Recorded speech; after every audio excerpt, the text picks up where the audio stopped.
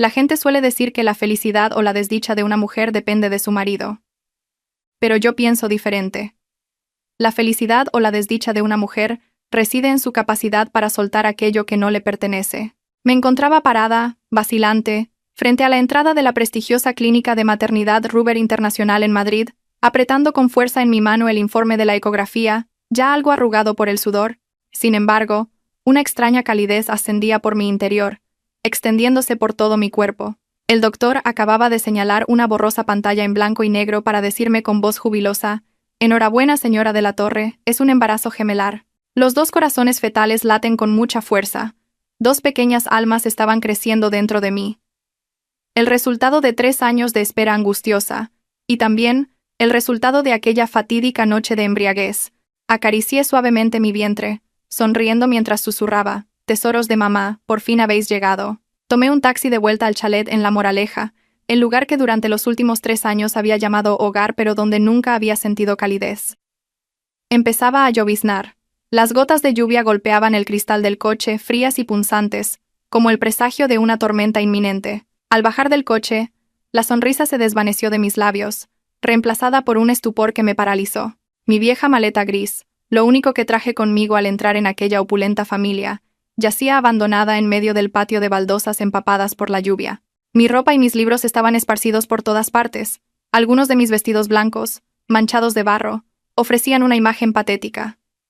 Antes de que pudiera reaccionar, la pesada puerta de roble se abrió. Doña Dolores, mi suegra, estaba allí de pie con una expresión glacial.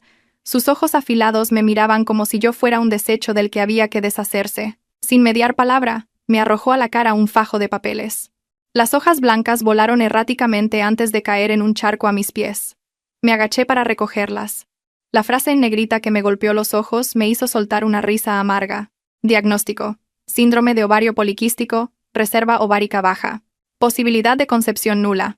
Doña Dolores levantó la barbilla y dijo: «Míralo bien. El doctor ya lo ha confirmado. Eres un árbol que no da fruto. La familia de la Torre lleva 3 generaciones de hijos únicos. No podemos permitir que nuestro linaje se extinga en tus manos». Levanté la vista hacia ella, a punto de abrir la boca para explicarle lo del informe de la ecografía que ardía en mi bolso, pero me detuve. Javier estaba sentado en el salón. Ocupaba un carísimo sofá de diseño, sosteniendo una copa de Rioja, que agitaba con suavidad. Su porte era de una calma cruel. Al verme, ni siquiera se molestó en levantarse. Simplemente dejó la copa sobre la mesa y habló con una voz que llegaba hasta mí, con un tono tan sereno como si estuviera comentando el tiempo. «Elena, mamá tiene razón. Terminemos con esto». Entré en la casa, sin importarme la ropa empapada, y miré directamente al hombre que había amado con todo mi ser durante los últimos 3 años. Javier aún mantenía el aire sofisticado de un gran presidente de empresa, pero la mirada que me dirigía ahora solo contenía hastío y fastidio. Empujó hacia mí una exclusiva tarjeta bancaria negra y un acuerdo de divorcio ya firmado con su nombre. «Sofía ha vuelto a España», dijo él, «y necesita un estatus. En esta tarjeta hay 3 millones de euros. Considéralo una compensación por tus 3 años de juventud. Tómalos y firma los papeles. No nos lo pongamos más difícil». Sofía, ese nombre fue como una cuchillada en mi corazón. Su amor de juventud, la mujer a la que nunca había olvidado a pesar de estar casado conmigo. Resultó que la razón por la que me echaban no era solo ese falso informe médico, sino porque la verdadera dueña de su corazón había regresado. Doña Dolores, a su lado, añadió una frase cargada de veneno: «Que te dé 3 millones es más que generoso para una nuera inútil como tú. Coge el dinero y lárgate de mi vista. No dejes que Sofía te vea aquí y se disguste». Miré la tarjeta que yacía inerte sobre la mesa de cristal, y luego bajé la vista a mi vientre. Si hubiera sido la Elena de ayer, probablemente me habría arrodillado a llorar, suplicándoles que no me echaran. O habría gritado, defendiéndome de la injusticia de que no era estéril. Pero ahora, al sentir la presencia de las pequeñas vidas que se movían en mi subconsciente, de repente todo me pareció ridículo. Un marido que me había sido infiel en pensamiento durante años, una suegra cruel que falsificaba informes médicos, ¿merecían que me aferrara a ellos? Si les contaba lo de mi embarazo, ¿qué harían? ¿Me quitarían a mis hijos y me echarían o me obligarían a compartir a mi marido con esa otra mujer? No, no podía permitir que mis hijos crecieran en un ambiente de frialdad y disputas. 3 millones de euros. Para ellos esa cifra era solo una tarifa de separación. Pero para mis hijos, y para mí en este momento, era un salvavidas, el capital para empezar una nueva vida. Respiré hondo. tragándome las lágrimas, y levanté la cabeza para mirar a Javier. En lugar de la expresión desolada que esperaban, esbocé una sonrisa tan radiante que le hizo fruncir el ceño, sorprendido. Tomé la tarjeta y la metí en mi bolso, justo al lado del informe de la ecografía gemelar. Le envié un mensaje a mi mejor amiga. Mis dedos volaban sobre el teclado mientras mi corazón se sentía extrañamente ligero. Me ha tocado la lotería. Soy libre. Volviéndome hacia Javier, pronuncié cada palabra con claridad. De acuerdo, acepto el divorcio. El dinero está sobre la mesa. Gracias por tu generosidad. Nos vemos mañana en el juzgado. Dicho esto, me di la vuelta y salí de aquella casa sin mirar atrás ni una sola vez, dejando tras de mí el asombro de madre e hijo detrás de la fría puerta de aquella mansión. A la mañana siguiente, el cielo de Madrid estaba increíblemente despejado después del aguacero de la noche anterior, exactamente como mi estado de ánimo.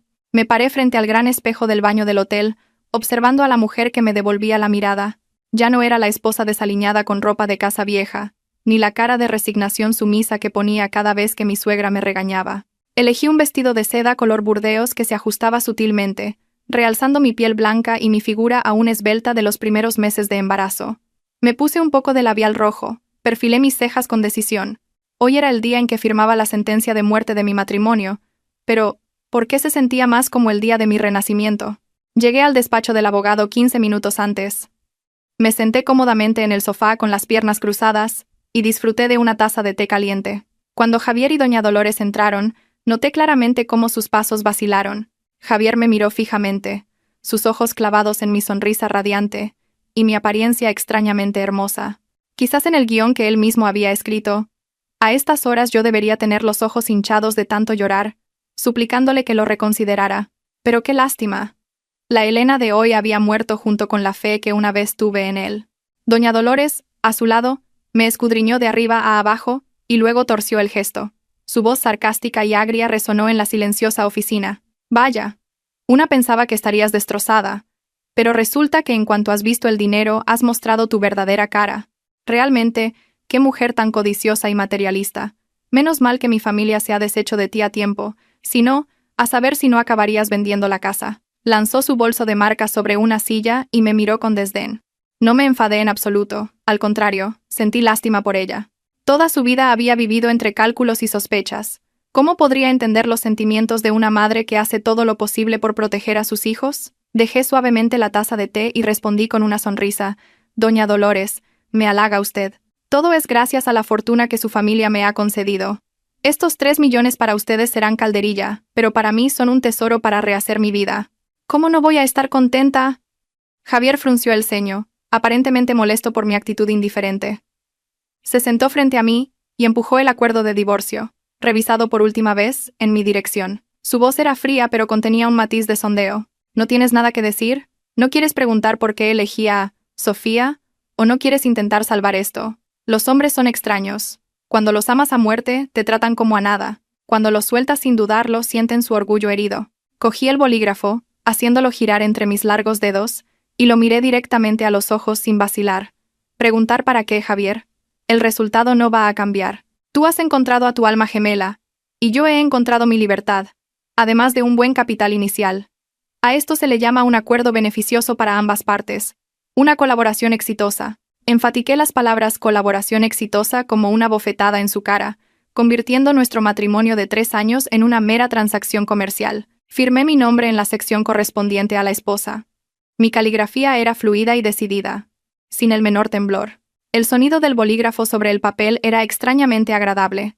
Justo cuando dejé el bolígrafo, el teléfono en mi bolso vibró. Un mensaje del banco notificando un cambio en el saldo. 3 millones de euros recibidos en mi cuenta. Miré aquella larga cifra, y las comisuras de mis labios se curvaron involuntariamente. Ya estaba hecho. El futuro de mis 2 bebés estaba, en parte, asegurado. Me levanté, recogí mis documentos y le tendí la mano a Javier. Él se quedó perplejo por un momento antes de estrechar mi mano a regañadientes. Su mano estaba fría, desprovista del calor del marido con el que había compartido lecho. Me acerqué a su oído y susurré. Lo suficientemente bajo para que solo nosotros dos lo oyéramos. Mi voz era dulce pero cargada de intención. Gracias, patrocinador de oro. Te deseo a ti y a tu antiguo amor una feliz vida juntos. Este dinero lo usaré para criar algo 1000 veces más valioso que tú. Javier se quedó petrificado, mirándome con los ojos desorbitados. Probablemente pensó que usaría el dinero para mantenerme, o para comprar lujos, pero nunca se le ocurriría que lo valioso a lo que me refería eran las 2 gotas de su propia sangre que se estaban formando dentro de mí. Retiré mi mano, sonreí y asentí a modo de despedida a doña Dolores, que estaba sentada con aire resentido, y salí del despacho del abogado a grandes zancadas. El sonido de mis tacones resonaba en el suelo como una marcha triunfal.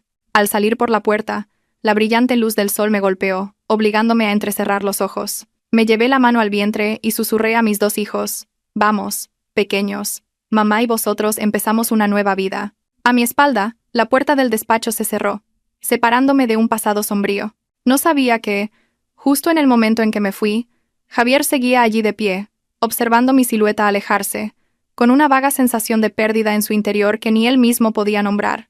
Al salir del despacho del abogado, no me apresuré a volver a casa de mis padres ni a buscar un hotel temporal. Tomé un taxi directo al complejo de apartamentos más lujoso de la ciudad, ese lugar que antes, cada vez que pasaba de camino al mercado, solo me atrevía a mirar con una mezcla de admiración y autocompasión. En aquel entonces era la esposa de un presidente, vivía en un chalet imponente, pero nunca tenía más de 100 euros en el bolsillo para mis propios gastos. Ahora, era una mujer divorciada, embarazada, pero con 3 millones de euros durmiendo en mi cuenta bancaria. La vida es ciertamente una obra de teatro irónica. Cuando tenemos amor, carecemos de respeto. Cuando tenemos dinero, estamos solas en el camino que tenemos por delante.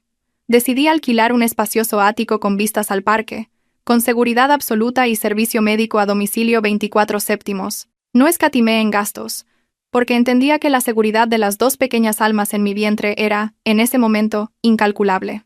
Tras firmar el contrato de alquiler, me paré frente al ventanal de suelo a techo, contemplando el perfil de Madrid bañado por la luz del atardecer. Puse una mano sobre mi vientre y susurré: «Mis pequeños, este será nuestro primer nido, sin una abuela que nos critique, sin un padre indiferente, solo nosotros 3 y la paz».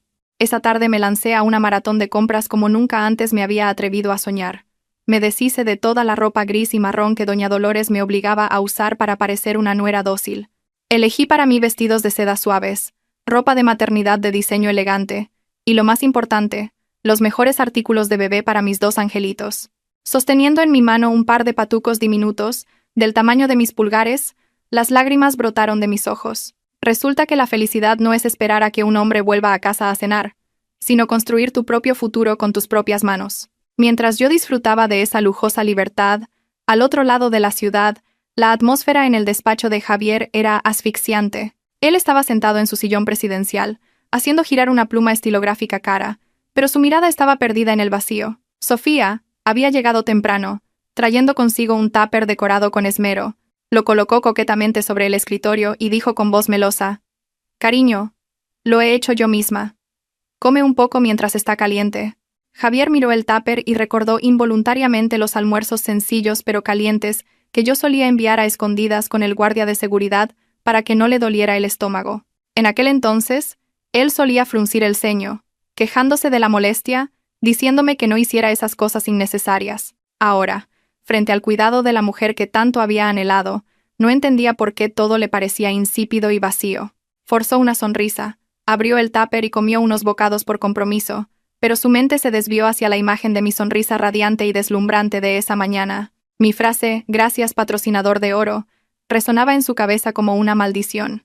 Su asistente entró, depositó con cautela un dossier sobre la mesa y dijo: «Señor presidente, según su petición, he estado monitoreando la cuenta que le proporcionó a la señora Elena.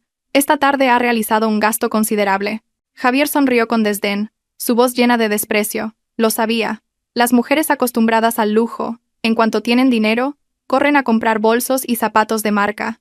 Ella es tan vulgar como las demás. Pero el asistente vaciló un momento, y luego continuó con una expresión de desconcierto: «No, señor presidente. No compró bolsos.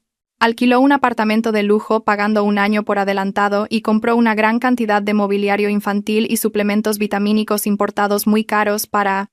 El asistente dejó la frase en el aire, sin atreverse a mirar a su jefe a los ojos. Javier se detuvo en seco, sus pobladas cejas se fruncieron, la mano que sostenía el tenedor tembló ligeramente. ¿Niños? ¿Vitaminas? ¿Para qué compraba esas cosas si acababa de ser diagnosticada como estéril por un médico?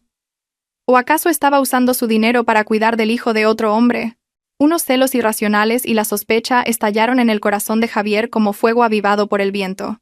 Pensó en mi sonrisa enigmática, en la frialdad con la que firmé los papeles. ¿Y si el traicionado en este matrimonio no era él sino yo? La repentina lluvia de la tarde golpeaba los cristales de la oficina, creando un sonido seco y rítmico, idéntico a los latidos ansiosos en el pecho de Javier. En ese momento, arrebató el informe de gastos de las manos de su asistente. Sus ojos inyectados en sangre recorrían rápidamente cada línea. Sacaleches, cuna gemelar, vitaminas prenatales, ropa de recién nacido. Cada artículo aparecía como una prueba irrefutable de una verdad que no se atrevía o no quería creer. Javier golpeó el fajo de papeles contra la mesa. El fuerte ruido hizo que Sofía, que se estaba limando las uñas en el sofá, diera un respingo. Ella corrió hacia él, su voz dulce y ligeramente falsa. «¿Qué te pasa, cariño? ¿Hay algo que te haya enfadado tanto?» Javier no respondió. Apartó la mano de Sofía y empezó a caminar por la habitación como una bestia herida. En su cabeza solo giraba una pregunta. ¿Por qué? ¿Por qué una mujer a la que su madre le había arrojado un informe médico a la cara el día anterior, llamándola árbol sin fruto, estaba hoy comprando estas cosas? Había dos posibilidades. Una, Elena se había vuelto loca y compraba cosas para consolarse. 2. Estaba realmente embarazada. Pero si estaba embarazada, ¿quién era el padre? Javier recordó el informe que su madre le había dado. La conclusión era clara. Elena tenía ovarios poliquísticos. Era casi imposible que concibiera. Además, en los últimos 3 años, las veces que habían estado juntos se podían contar con los dedos de una mano. La última vez fue la noche de borrachera. Hacía 3 meses, pero al día siguiente, la había obligado a tomar la píldora del día después. La desconfianza era un rasgo inherente en hombres de poder como Javier. Empezó a conectar los puntos. Mi actitud distante últimamente. El hecho de que no intentara retenerlo cuando le entregó los papeles del divorcio. Y esa mirada confiada y altiva en el juzgado. «¡Maldita sea!», rugió Javier apretando los puños. ¿Se atrevió a ponerme los cuernos?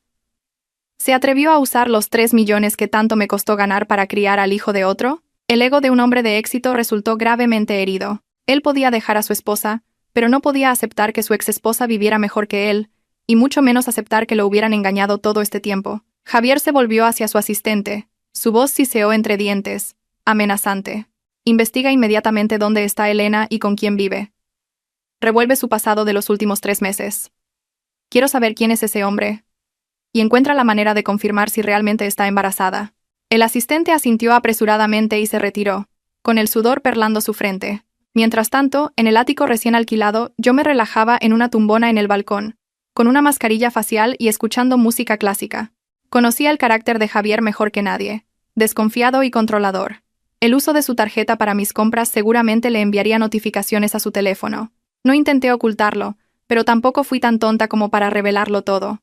Compré lo necesario, pero organicé las entregas de forma dispersa, a veces a casa, a veces a la recepción, a veces comprando directamente. Sabía que sospecharía, que se volvería loco, pero eso era exactamente lo que quería. Quería que viviera atormentado por la curiosidad, sin saber la verdad. Había contratado a 2 guardaespaldas profesionales para vigilar la entrada del ascensor y la puerta principal del apartamento. Con 3 millones en el banco, podía convertir mi hogar en una fortaleza inexpugnable. Acaricié mi vientre, sonriendo débilmente. «Vuestro padre está empezando a perder los estribos, pero no os preocupéis. Mamá no dejará que nadie perturbe vuestro sueño». Esa noche, recibí una llamada de un número desconocido. Supuse de inmediato que eran los ojos y oídos de Javier. Contesté con voz tranquila. «Dígame». El otro lado de la línea guardó silencio por unos segundos, luego se escuchó la voz familiar de su asistente. «¿Señora Elena?» «No, señorita Elena». El señor Javier quería preguntarle sobre algunos de sus gastos de hoy. Me reí, una risa fría que resonó en la espaciosa casa. «Dígale a su jefe que el dinero en mi bolsillo es mío. Si compro pañales o flores para su tumba es asunto mío, que se preocupe menos de los asuntos ajenos y más de cuidar a su preciosa amante». Dicho esto, colgué y bloqueé el número. Sabía que esa noche alguien no dormiría de rabia. Como era de esperar, a la mañana siguiente, el timbre del apartamento sonó insistentemente. A través de la cámara de seguridad vi el rostro furtivo del asistente de confianza de Javier. Estaba allí, sosteniendo una pequeña caja, mirando a su alrededor como si temiera ser descubierto. Sonreí, me ajusté mi amplio vestido de maternidad blanco, Y deliberadamente no me maquillé para mostrar un rostro natural pero sonrosado y saludable. Hice una seña a los guardaespaldas para que abrieran. El asistente entró. Sus ojos se abrieron como platos al ver el lujoso espacio del ático. Tragó saliva, dejó la caja sobre la mesa de cristal y tartamudeó. Hola, hola, señorita Elena. El jefe me pidió que le trajera algunas cosas que olvidó en el chalet. Y de paso, ver cómo estaba usted. Eché un vistazo a la caja. Dentro solo había unos libros viejos y algunas joyas baratas que ni me había molestado en llevarme. Una excusa tan torpe que hasta un niño la habría descubierto. Lo invité a sentarse. Le serví un vaso de agua. Mis gestos eran tan serenos como los de una reina recibiendo a un sirviente. Me senté frente a él, reclinándome deliberadamente en la silla. Mi mano subió inconscientemente para acariciar mi abdomen, que ya empezaba a abultar bajo el vestido de seda. La mirada del asistente se clavó de inmediato en mi vientre. La sospecha era evidente. Tartamudeó. Señorita Elena, usted parece que ha ganado peso. Su piel también está más sonrosada que antes. Me reí suavemente. Mis ojos brillaban con una felicidad genuina. Al salir de esa jaula de oro, mi espíritu se ha liberado. Como bien y duermo bien, así que es natural que esté más saludable. ¿O acaso va a informarle a su jefe que estoy medio muerta? El asistente agitó las manos apresuradamente. No, lo que quiero decir es que ha comprado muchas cosas de bebé. Dejó la frase en el aire, esperando una confirmación por mi parte.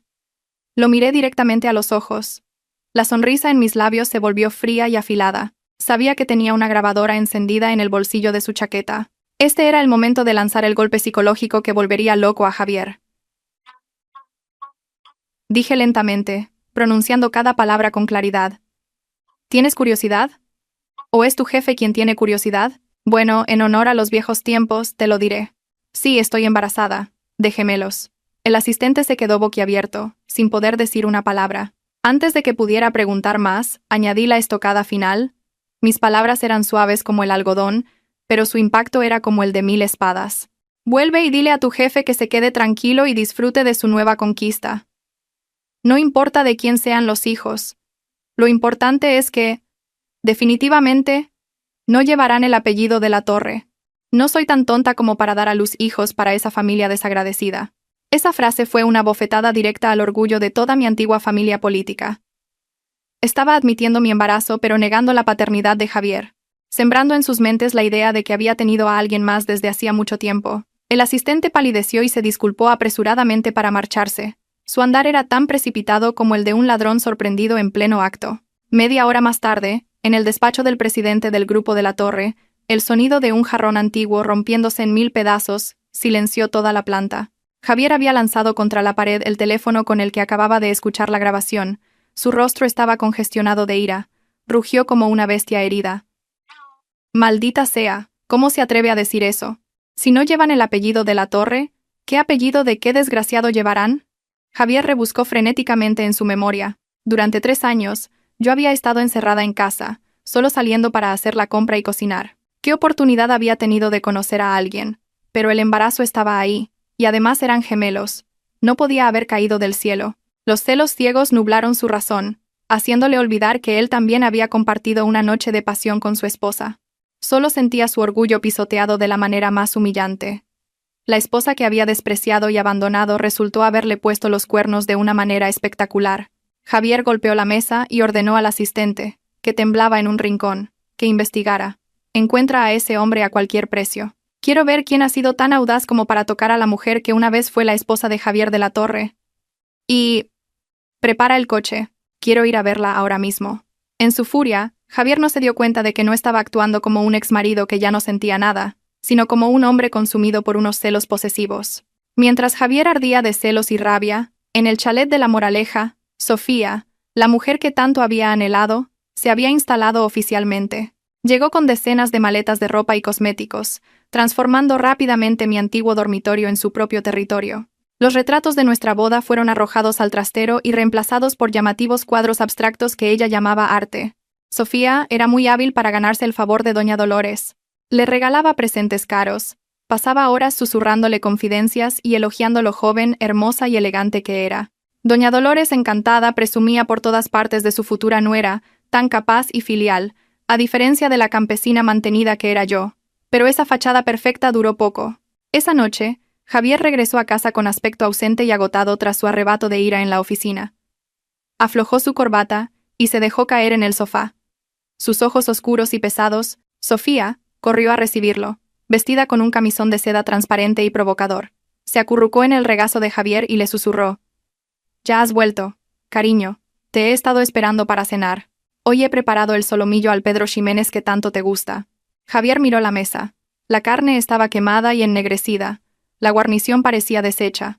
A simple vista se notaba que era obra de una cocinera inexperta o comida comprada y recalentada. Recordó involuntariamente las comidas que yo preparaba.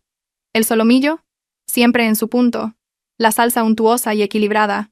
La ensalada fresca y crujiente. Esa comparación desfavorable le hizo sentirse aún más desanimado.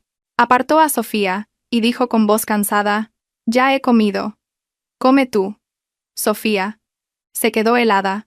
Un destello de resentimiento cruzó sus ojos, pero lo ocultó rápidamente. Sabía que Javier estaba distraído por el asunto conmigo. Se sentó a su lado, su suave mano acariciando su pecho. Su tono cambió a uno de falsa compasión. «¿Todavía estás pensando en lo de Elena?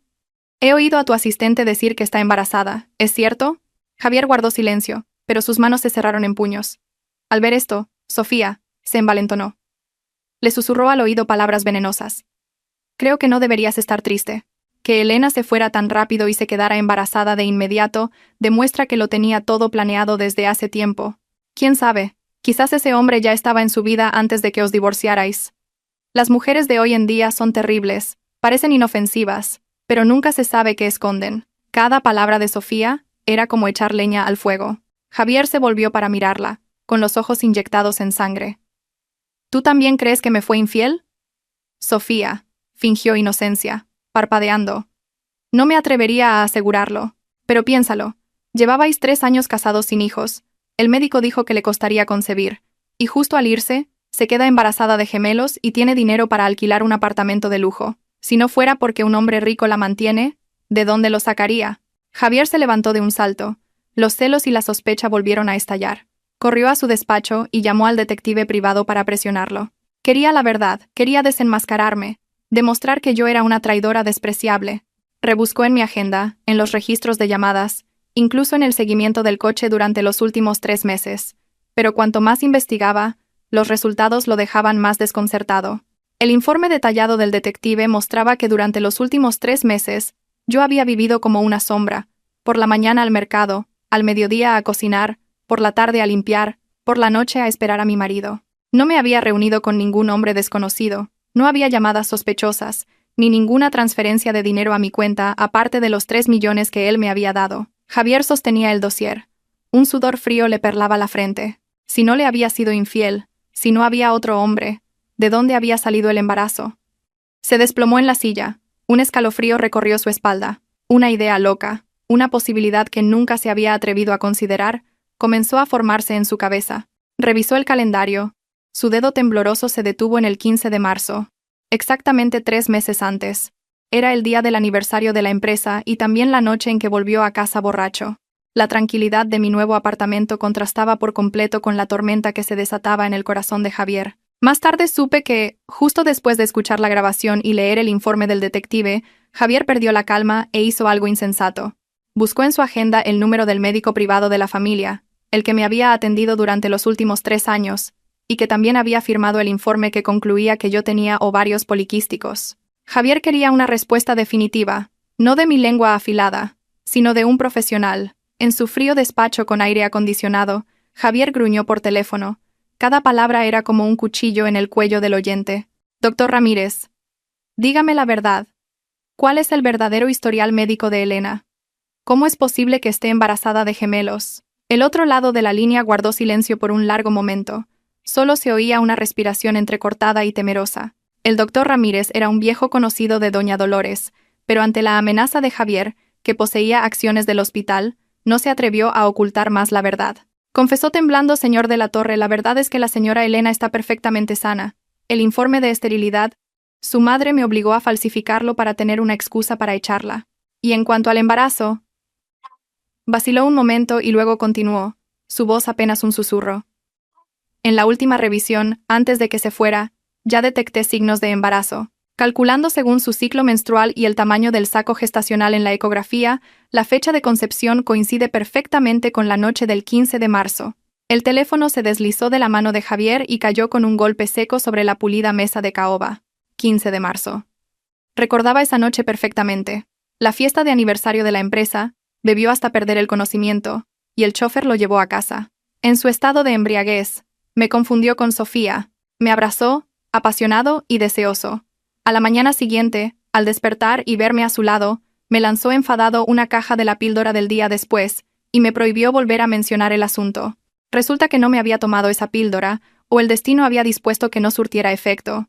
Javier se quedó sentado, aturdido, con las manos en la cabeza, sus dedos se hundían en su cabello desordenado. Las palabras gemelos y la fatídica fecha bailaban en su cabeza, una mezcla deslumbrante de esperanza y dolor agudo.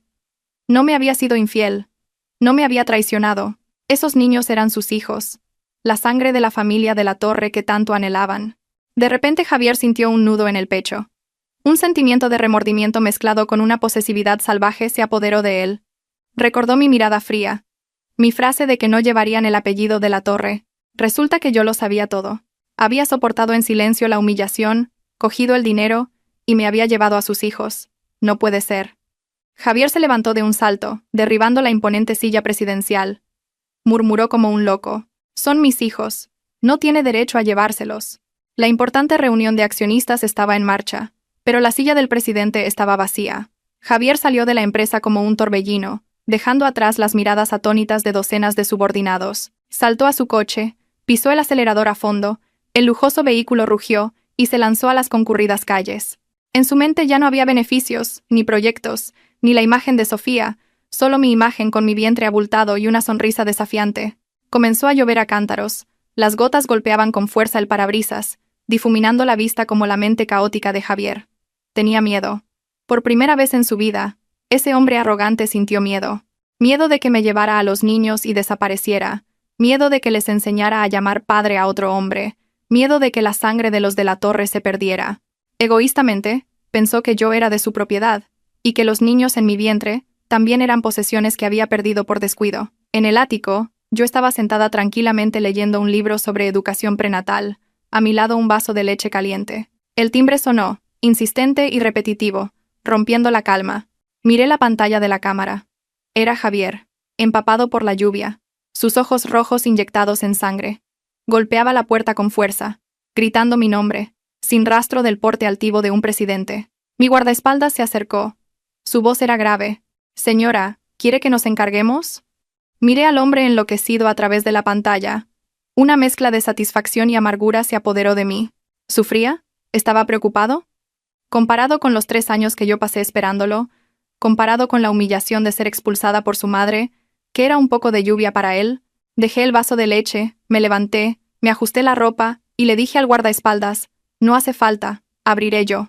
Esconderse no era la solución. Lo que tuviera que venir, vendría. Sabía que Javier había descubierto la verdad. Con su poder y su desconfianza, interrogar al doctor Ramírez era solo cuestión de tiempo.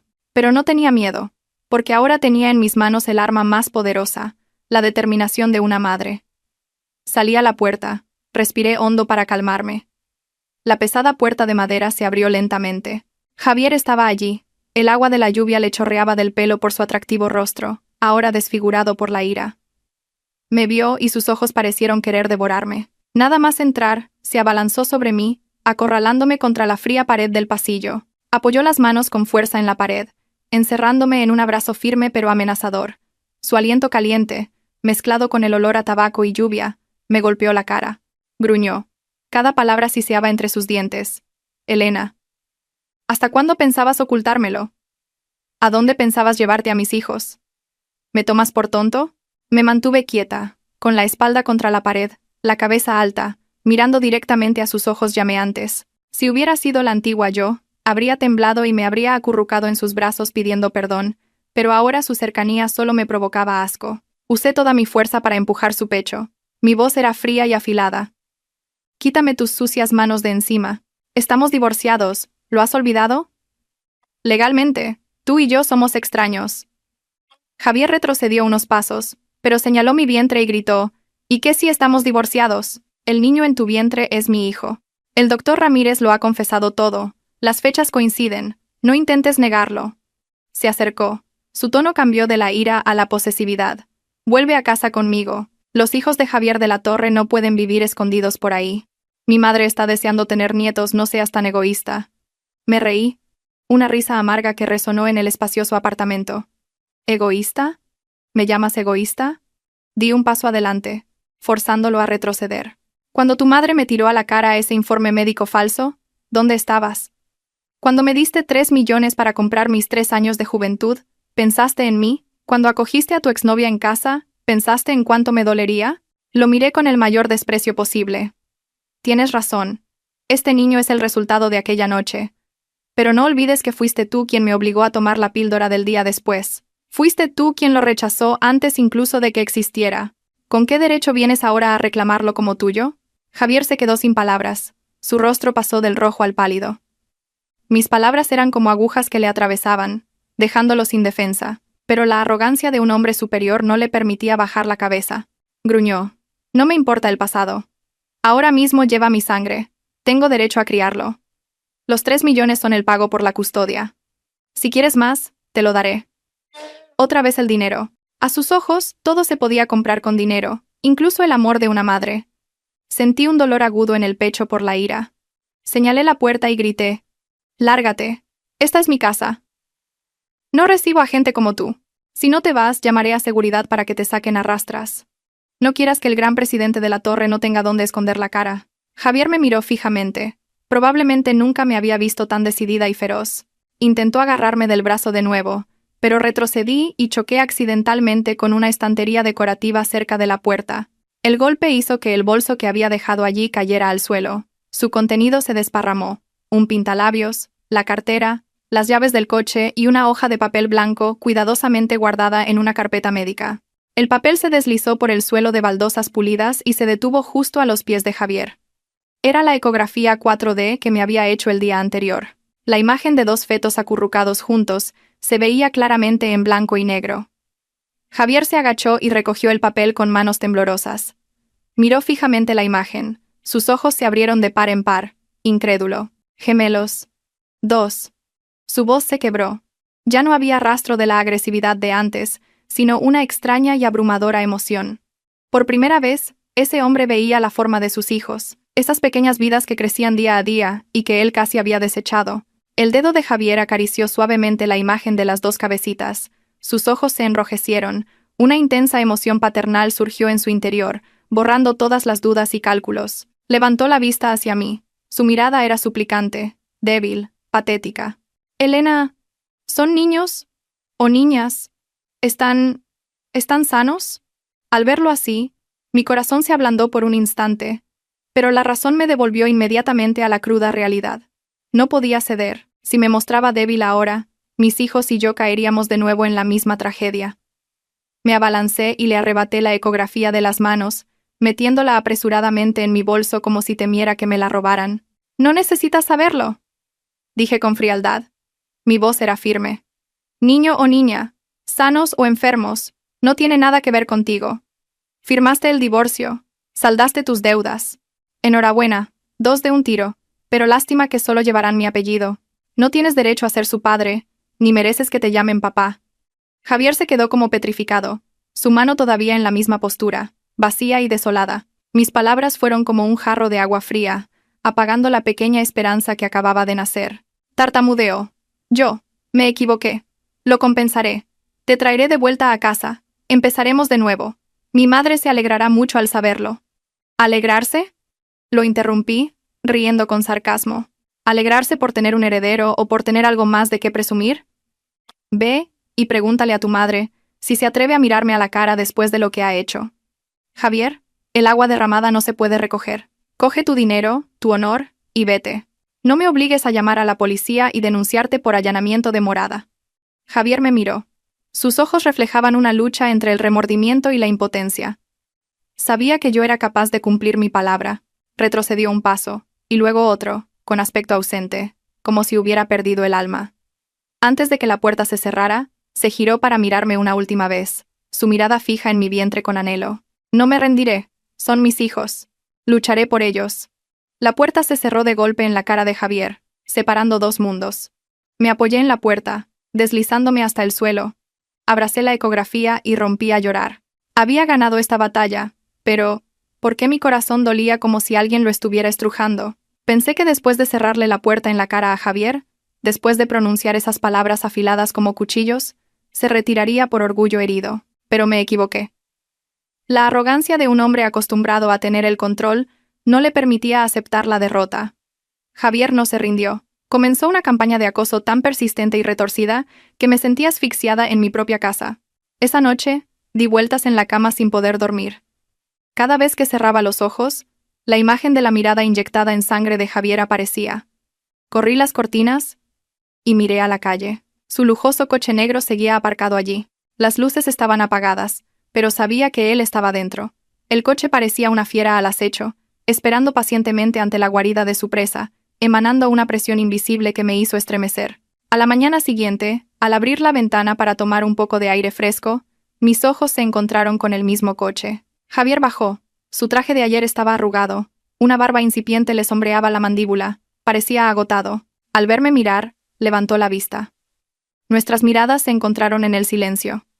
No dijo nada, solo se quedó allí, la terquedad grabada en cada rasgo de su rostro. Los días siguientes fueron una tortura mental. Si iba a una ecografía, su coche me seguía en silencio.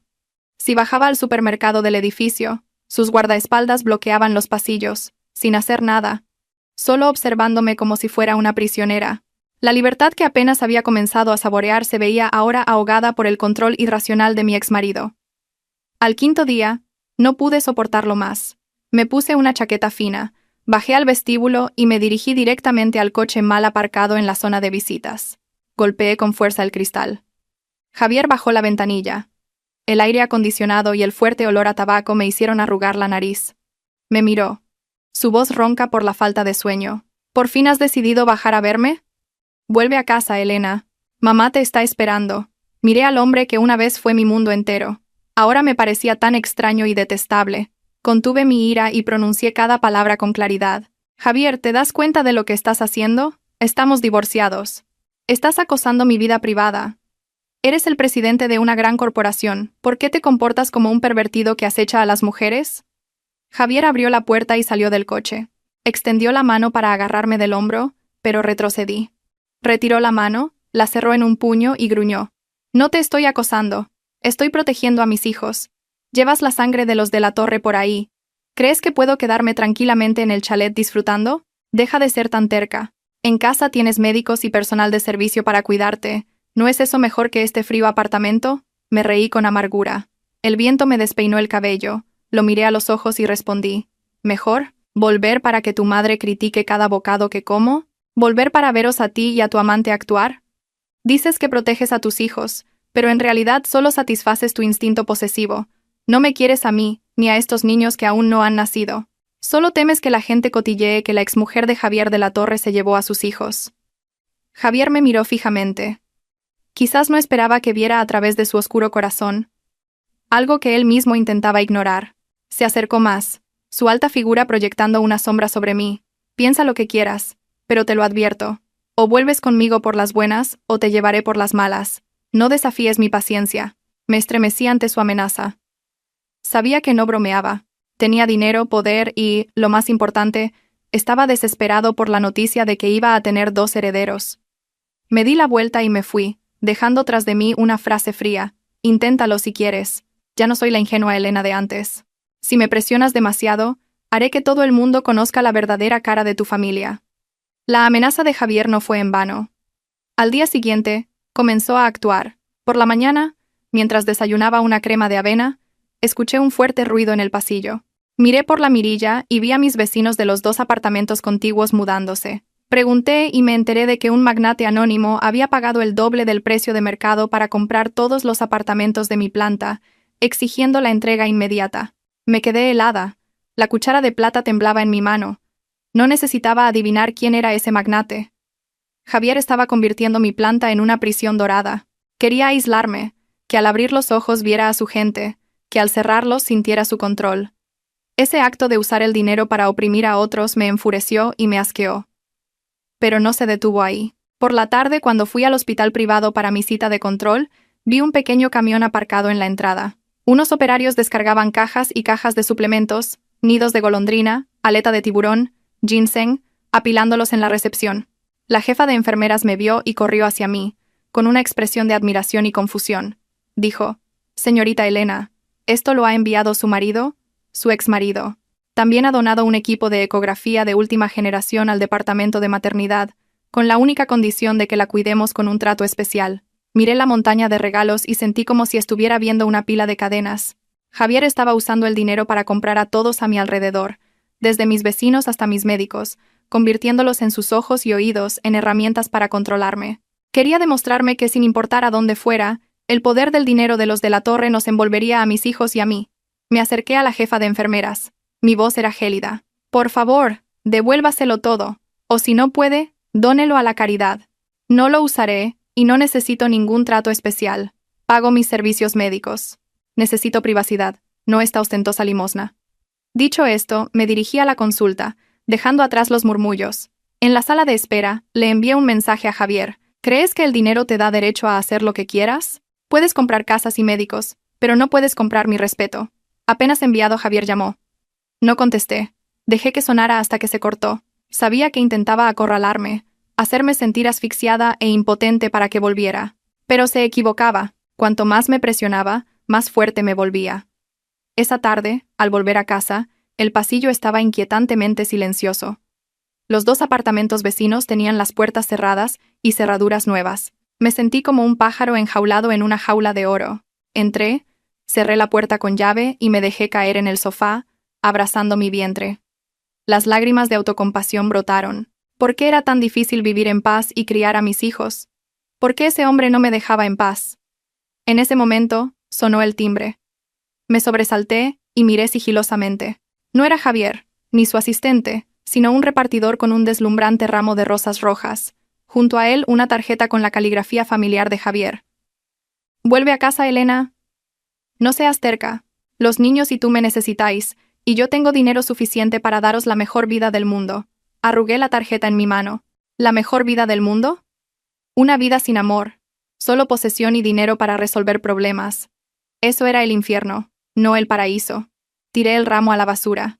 Los pétalos rojos cayeron como gotas de sangre, presagiando las tragedias que estaban por venir y que yo no podía prever. Javier, absorto en su batalla por recuperar a su esposa e hijos, había olvidado que en su lujoso chalet quedaba una mujer que conspiraba día y noche. Sofía, la mujer que una vez había atesorado como una joya, ahora era tratada con frialdad, abandonada como un adorno pasado de moda. Veía a Javier salir temprano y volver tarde. Lo veía mirar a escondidas mis ecografías. Veía las enormes facturas por la compra de apartamentos y los regalos enviados a mi casa. Los celos de una mujer egoísta estallaron como un fuego salvaje, consumiendo el poco juicio que le quedaba. Sofía entendió que si yo volvía, si mis 2 hijos nacían y eran reconocidos por la familia de la torre, ella lo perdería todo. Su sueño de ser la señora de la mansión, la esposa del presidente, se desvanecería. No podía aceptarlo. Había invertido tanto esfuerzo. Había representado tantas obras de inocencia para que Javier se divorciara. ¿Cómo podía permitir que yo le diera la vuelta a la situación tan fácilmente? Si no puedo tenerlo, lo destruiré. Sofía, murmuró para sí misma frente al espejo. Sus ojos maquillados brillaban con una luz maliciosa. Cogió el teléfono y llamó a un paparazzi profesional que conocía del mundo del espectáculo. Trazó un plan cruel para destruir mi reputación, para convertirme de víctima en culpable a los ojos del público. Al día siguiente, un artículo con un titular sensacionalista se viralizó en las redes sociales. Escándalo.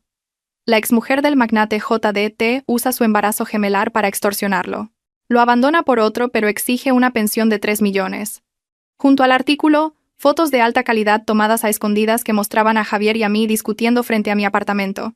El ángulo de las fotos estaba hábilmente manipulado. Javier parecía desesperado y suplicante, mientras que yo aparecía con los brazos cruzados, una expresión fría y una actitud de rechazo. Otra foto me mostraba bajando de un taxi de lujo, con un bolso de marca que en realidad había comprado yo misma, junto a un corpulento guardaespaldas. El artículo estaba escrito con un tono mordaz, haciéndose pasar por un testigo presencial. Pobre JDT, que amaba tanto a su mujer. Ni siquiera la dejó cuando no podía tener hijos. Y ahora, en cuanto se queda embarazada de otro, pide el divorcio. Coge 3 millones. y se va a mantener a su amante. Ahora que él va a suplicar por sus hijos, lo echa como a un perro. ¡Qué corazón tan negro el de esa mujer! En pocas horas, el artículo se compartió a una velocidad vertiginosa. Grupos de cotilleo y portales de prensa rosa lo replicaron. La opinión pública, siempre ávida de dramas de la alta sociedad, se lanzó a devorarme. No conocían la verdad, solo veían lo que se les presentaba. Estaba bebiendo un zumo de naranja cuando mi teléfono empezó a vibrar sin parar. Mensajes de Facebook, WhatsApp, incluso SMS de números desconocidos, llegaban en avalancha. Zorra, devuélvele sus hijos. ¿Cómo puede existir una madre tan cruel? ¿No temes el karma por coger esos 3 millones? Las palabras maliciosas bailaban ante mis ojos, mareándome. Abrí temblorosa el artículo original. Miles de comentarios de odio, insultándome sin piedad. Algunos incluso etiquetaban a mis amigos y familiares para humillarme. Sofía, la artífice de este drama, debía estar disfrutando en su casa, saboreando una copa de vino y riéndose de mi dolor. Había golpeado mi punto más débil, mi honor y mi paz. Quería usar a la turba de Internet para acorralarme, para forzarme a abortar o a volverme loca por la presión. Dejé caer el teléfono en el sofá y me abracé la cabeza. El miedo se apoderó de mí, no miedo a los insultos, sino miedo a que la furia de la multitud dañara a mis hijos. Nunca imaginé que el corazón de una mujer pudiera ser tan venenoso. La tormenta en las redes sociales no se limitó a insultos en una pantalla. Comenzó a desbordarse al mundo real, amenazando directamente mi seguridad y la de mis hijos. Pocas horas después de que se publicara el artículo, la dirección de mi edificio, e incluso el número de mi apartamento, fueron filtrados en los comentarios. Esa tarde, escuché un alboroto en el vestíbulo. A través de la ventana, vi a un grupo de extraños, incluidas algunas mujeres de aspecto agresivo, haciendo una transmisión en vivo, señalando mi piso y gritando consignas para boicotear a la otra y exigir justicia para el magnate. El personal de seguridad tuvo que esforzarse para evitar que subieran en el ascensor. Me acurruqué en un rincón de la habitación, con las luces apagadas y las cortinas corridas, sin atreverme a hacer ruido. Mi corazón latía con fuerza, como si fuera a salirse del pecho. La ansiedad me invadió. Temía que encontraran una manera de subir. Temía que me arrojaran cosas sucias a la puerta. Temía que me hicieran daño. Mi vientre comenzó a dolerme, un dolor sordo y constante. Pequeñas contracciones me hicieron entrar en pánico. Busqué apresuradamente el medicamento que el médico me había recetado. Mis manos temblaban tanto que derramé agua en el suelo. En ese momento, mi teléfono volvió a sonar. Era Javier. Dudé un momento y luego contesté. Mi voz se quebró por el miedo y la ira. ¿Estás contento ya? ¿Tú y tu amante estáis satisfechos? Queréis matarnos a mis hijos y a mí con la saliva del mundo, ¿verdad? Al otro lado de la línea, la voz de Javier sonaba urgente y preocupada. Elena, cálmate y escúchame. Yo no he hecho esto. Te lo juro. Me acabo de enterar. Mi equipo de comunicación ya está trabajando en ello, pidiendo que retiren el artículo. No leas los comentarios, no salgas. Voy para allá ahora mismo. ¡No vengas!, grité. Las lágrimas brotaban. Tu presencia solo empeorará las cosas. Me harán fotos contigo y volverán a decir que te estoy seduciendo. Javier, tienes dinero, tienes poder, puedes comprar el mundo entero, pero no puedes proteger a tu propia familia de la maldad de la mujer que una vez amaste. Eres un inútil. Colgué, arrojé el teléfono a un lado. El dolor de vientre aumentaba. Me acosté de lado, abrazando mi abdomen, susurrándoles a mis hijos. Lo siento tanto. Mamá no ha podido proteger vuestra paz. Afuera, el cielo se oscurecía, anunciando lluvia, como el día en que me echaron de casa de mis suegros. La diferencia era que esta vez, no solo estaba sola, sino también asediada por la crueldad del mundo.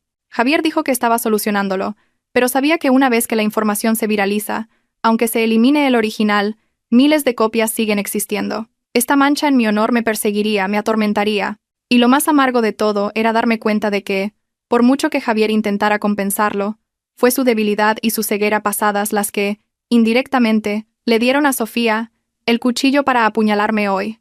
El timbre volvió a sonar, insistente y violento. No era el timbre educado de un visitante, sino golpes secos en la puerta. Contuve la respiración y miré por la pantalla. No era Javier, ni el personal de seguridad. Era una mujer desconocida, con el rostro cubierto por una mascarilla, sosteniendo un cubo con un líquido rojo oscuro. Miró directamente a la cámara, sus ojos brillaban con furia. Me estremecí y retrocedí. ¿Habían conseguido subir? Ni siquiera la seguridad de un edificio de lujo podía detener la ira de estos justicieros de Internet. Los golpes violentos en la puerta y la mirada furiosa de la mujer desconocida a través de la cámara me hicieron reaccionar. El miedo inicial dio paso al instinto de supervivencia de una madre. Comprendí que si seguía acobardada entre estas cuatro paredes, esperando la compasión o la protección de un hombre débil como Javier, mis hijos y yo seríamos aplastados. Era hora de levantarme, no para justificarme, sino para luchar. Me retiré al dormitorio, cerré la puerta con doble cerrojo, y marqué temblorosa un número que hacía mucho tiempo que no me atrevía a llamar. Al otro lado de la línea, la voz cálida y familiar de Miguel, el mejor amigo de mis padres, y ahora director de un importante periódico. Cuando mis padres murieron, me prometió que me trataría como a una hija, pero por orgullo y por la prohibición de doña Dolores, me había distanciado de él. «Elena, ¿eres tu hija? He oído que has tenido problemas». La voz de Miguel estaba llena de preocupación y compasión. Al oír la voz de un ser querido, las lágrimas brotaron. Todo el dolor contenido se desbordó. Le conté todo entre sollozos. El informe médico falso, los 3 millones para forzar el divorcio, la campaña de desprestigio de Sofía. Miguel escuchó en silencio. Solo se oía su pesado suspiro al otro lado. Cuando terminé, su voz se endureció, cargada de la indignación de un padre que ve a su hija pisoteada. Maldita sea. Los de la torre se creen por encima de todos. Tratan a la gente como si fuera basura. No te preocupes, hija, no dejaré que esto quede así. ¿Tienes pruebas? Me sequé las lágrimas, mi mirada se volvió firme. Lo tengo todo, tío. Guardé el informe falso con la firma del médico de la familia, los mensajes de Javier presionándome para divorciarme, y la grabación de su asistente admitiendo que usaron dinero para sobornar al personal médico. Quiero una rueda de prensa o, al menos, un artículo que destape su verdadera cara. Miguel aceptó de inmediato. Esa noche, mientras la turba enfurecida seguía insultándome en la red, me senté frente al ordenador y le envié cuidadosamente cada archivo de prueba. Cada clic del ratón era una cuchillada que me infligía a mí misma para extirpar el tumor. Sabía que hacer esto significaba declararle la guerra a mi antigua familia política, quemar todos los puentes, pero al mirar mi vientre, donde 2 pequeñas almas se acurrucaban, supe que no tenía otra opción. Afuera, la lluvia seguía cayendo. El viento silbaba entre las rendijas de las ventanas como el lamento de las mujeres indefensas, pero ya no sentía frío. La llama de la resistencia se había encendido, iluminando el oscuro camino que recorría. Les susurré a mis hijos: dormid tranquilos, pequeños. Mañana, cuando salga el sol, mamá luchará por nuestra justicia. Les demostraré lo temible que puede ser una mujer cuando la acorralan. A las 10 de la mañana del día siguiente, en plena hora punta de las redes sociales, un extenso artículo con un titular impactante apareció en la portada del prestigioso periódico de Miguel: La verdad tras el divorcio de los 3 millones. Una suegra falsifica informes médicos para echar a su nuera embarazada de gemelos y hacer sitio a una antigua amante. El artículo no usaba un lenguaje sensacionalista, sino que presentaba pruebas contundentes y escalofriantes. La imagen del informe que me declaraba estéril junto a la ecografía gemelar, con fechas coincidentes, fue una bofetada directa a doña Dolores.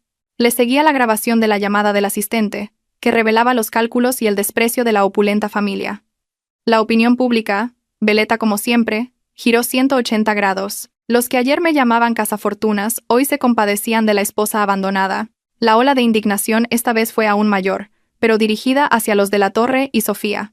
Los internautas la llamaron la otra, la destroza hogares, la que se hacía la víctima. Las marcas de moda y cosmética que colaboraban con Sofía anunciaron la cancelación de sus contratos por temor al boicot. Sofía pasó de ser una niña bien cotizada a una rata escondida, sin atreverse a salir a la calle. A doña Dolores no le fue mejor. Esa mañana en el mercado la reconocieron. La señalaron y murmuraron: «¡Qué mujer tan malvada! Echa a su nuera embarazada de gemelos y la acusa de infidelidad. De tal palo, tal astilla». Alguien, más exaltado, le lanzó un manojo de verduras mustias. Mi altiva suegra tuvo que cubrirse la cara con el bolso y huir despavorida a su coche, humillada. Las acciones del grupo de la Torre se desplomaron. Javier, en su despacho, miraba el gráfico rojo en la pantalla con el rostro pálido. No esperaba una respuesta tan contundente y organizada por mi parte. Me llamó, pero esta vez su tono no era de orden ni de condescendencia, sino de impotencia temblorosa. «Elena, ¿puedes parar? Te lo ruego. Mi madre se ha desmayado. La empresa es un caos». Sostuve el teléfono junto a la ventana, observando la bulliciosa ciudad. La satisfacción se mezclaba en mi corazón, pero no sentía alegría. Le respondí con una calma sorprendente: «Javier, Este es el precio que tenéis que pagar. Cuando me acorralasteis, ¿pensasteis en este día? Tu madre se desmaya y tiene médicos, pero cuando me echaron a la calle en plena lluvia, ¿quién se preocupó por mí? Disfrútalo, porque esto es solo el principio. Colgué y me dejé caer en el sofá. El espacioso apartamento seguía en silencio, pero la atmósfera asfixiante se había disipado. La tormenta exterior aún no se había calmado cuando un invitado especial apareció en mi puerta. Era el abuelo de Javier, el verdadero patriarca de la familia de la Torre, recién llegado del extranjero tras una larga convalecencia. A diferencia de la mordaz doña Dolores o el débil Javier, el abuelo era un hombre profundo, razonable y muy honorable. Cuando llegué como nuera, fue el único que me miró con amabilidad. A veces incluso me daba algo de dinero a escondidas. Entró apoyado en su bastón, seguido por su leal y anciano asistente. Al verme con mi vientre prominente, sus viejos ojos se llenaron de una emoción intensa. Se sentó y dijo con voz temblorosa: «Elena, hija, he vuelto demasiado tarde. He permitido que sufras. Es mi culpa, por no saber educar a mi hijo y a mi nieto». La disculpa de un anciano, de un patriarca, me hizo sentir un nudo en la garganta. Le serví una taza de té, tratando de contener mis emociones. «No diga eso, abuelo. Esto no tiene nada que ver con usted. Es que mi destino con Javier se ha acabado. No culpo a nadie, solo a mí misma por elegir a la persona equivocada». El abuelo suspiró y dejó sobre la mesa un grueso dossier. «He leído la prensa y ya le he cantado las 40 a ese nieto mío. Sé que estás enfadada, pero los niños que llevas dentro son sangre de los de la Torre. No puedo permitir que anden por ahí sin rumbo. Estos son los papeles de transferencia del 5% de las acciones del grupo para mis 2 bisnietos que aún no han nacido. Y un chalet en las afueras para que te recuperes. Acéptalo. Como una pequeña compensación». Miré el dossier, agradecida, pero la razón me obligaba a ser firme. Lo empujé suavemente hacia él, y negué con la cabeza. «Se lo agradezco, abuelo, pero no puedo aceptarlo. Tengo medios suficientes para cuidar de ellos. No quiero tener nada que ver con la fortuna de los de la Torre. No quiero que luego digan que usé a mis hijos para luchar por la herencia. Solo le pido que me deje vivir en paz». El abuelo me miró fijamente, con una mezcla de pesar y admiración. Asintió. «Esta chica sigue siendo tan fuerte como siempre. De acuerdo. Respeto tu decisión. Pero prométeme que cuando nazcan, me dejarás visitarlos. A este viejo no le queda mucho. Solo espero poder sostener a mis bisnietos una vez». Asentí y saqué la ecografía de mi bolso para mostrársela. Tomó la imagen en blanco y negro. Sus manos arrugadas y temblorosas acariciaron la forma de los 2 bebés.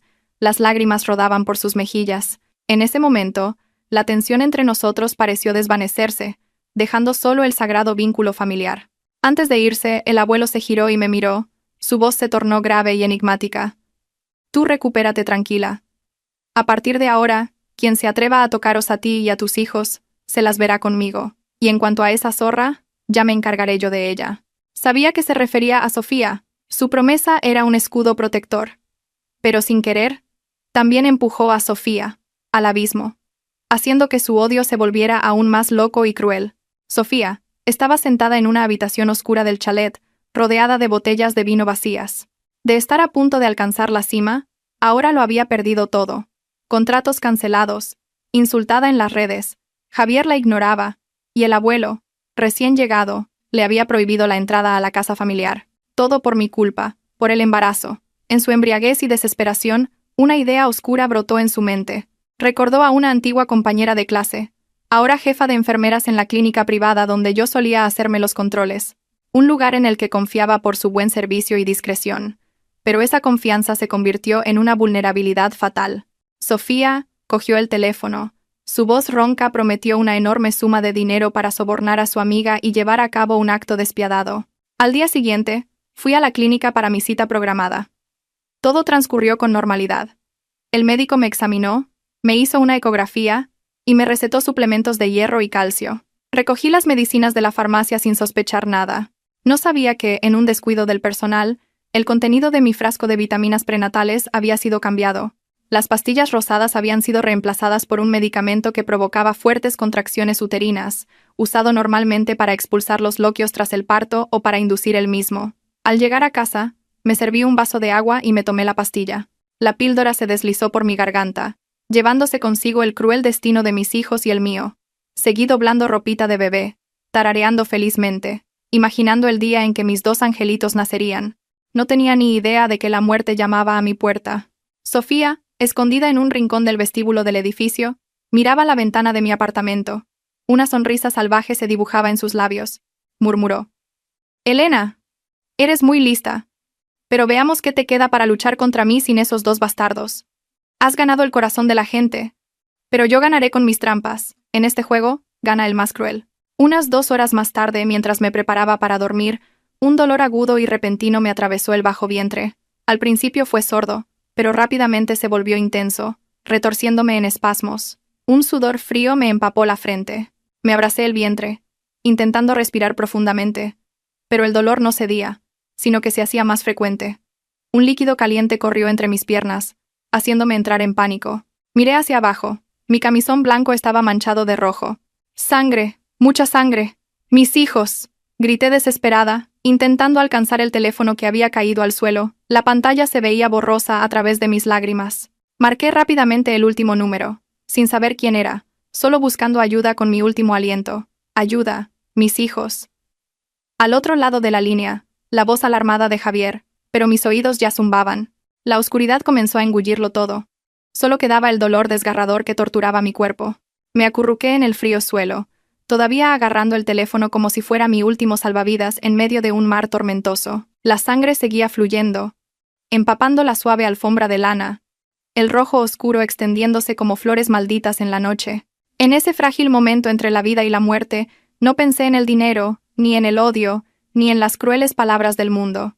En mi cabeza solo resonaba el llanto de 2 niños que no habían tenido tiempo de nacer, el tierno llamado de mamá que había soñado cada noche. Más tarde, supe que esa llamada fatídica llegó a Javier justo cuando estaba en medio de la reunión más tensa del Consejo de Administración. Cuando sonó el teléfono, rompiendo la atmósfera sofocante, Javier estuvo a punto de colgar, pensando que llamaba para discutir o negociar, pero el instinto de un padre o un vínculo de sangre invisible lo detuvo. Contestó, y mi débil y entrecortado grito de auxilio hizo que el corazón de aquel hombre frío se detuviera. Javier contó después que nunca en su vida había sentido tanto miedo. No miedo a perder el honor o la fortuna, sino el miedo a perder para siempre una parte de su propia carne. Javier salió corriendo de la sala de reuniones como un loco, dejando atrás las miradas atónitas de los veteranos accionistas. Corrió al aparcamiento subterráneo. Sus manos temblaban tanto que se le cayeron las llaves 2 veces antes de poder abrir la puerta. El coche salió disparado bajo la lluvia torrencial, saltándose todos los semáforos, zigzagueando entre el denso tráfico de la ciudad. Mientras conducía, gritaba al teléfono, tratando de mantenerme consciente, pero solo obtenía un silencio aterrador y el sonido de mi respiración cada vez más débil. Llamó a la ambulancia, a su asistente, incluso a su abuelo, movilizando todos sus contactos para despejar el camino al hospital lo más rápido posible. Cuando Javier derribó la puerta de mi apartamento, la escena que encontró se convirtió en una pesadilla que lo perseguiría el resto de su vida. Yacía inmóvil en un charco de sangre, mi rostro pálido, sin color, mis labios morados y apretados. Javier corrió y me levantó en brazos. Su caro traje se tiñó con mi sangre y la de mis hijos. Corrió, como si compitiera con la muerte. Las lágrimas se mezclaban con la lluvia salada en sus labios. Me susurró al oído, su voz quebrada por el pánico. Elena, no te duermas. Te lo ruego, no te duermas. Tus hijos te esperan. Yo te espero. No puedes rendirte. En la ambulancia, la sirena aullaba, rasgando la noche silenciosa. Las enfermeras me rodearon, inyectándome medicamentos, poniéndome un goteo, anunciando constantemente mis signos vitales en caída libre. Javier apretaba mi mano helada, frotándola sin cesar para devolverle algo de calor. Miraba el monitor cardíaco, las débiles ondas verdes que palpitaban, y por primera vez, ese hombre arrogante rezó. Rezó a Dios, a sus antepasados, a cualquier fuerza que pudiera salvar nuestras vidas. En mi delirio, sentí que flotaba en un río helado, el frío calándome los huesos. Pero entonces una mano cálida me agarró, tirando de mí, evitando que la corriente me arrastrara. Oí la voz de Javier, una voz desesperada y dolida, muy diferente a su tono autoritario habitual. Esa voz fue como un ancla que mantuvo mi alma atada a este mundo, recordándome que no podía morir. Debía vivir para proteger a mis hijos, debía vivir para ver el mañana. La ambulancia se detuvo frente a la entrada del hospital. Los médicos ya esperaban con una camilla.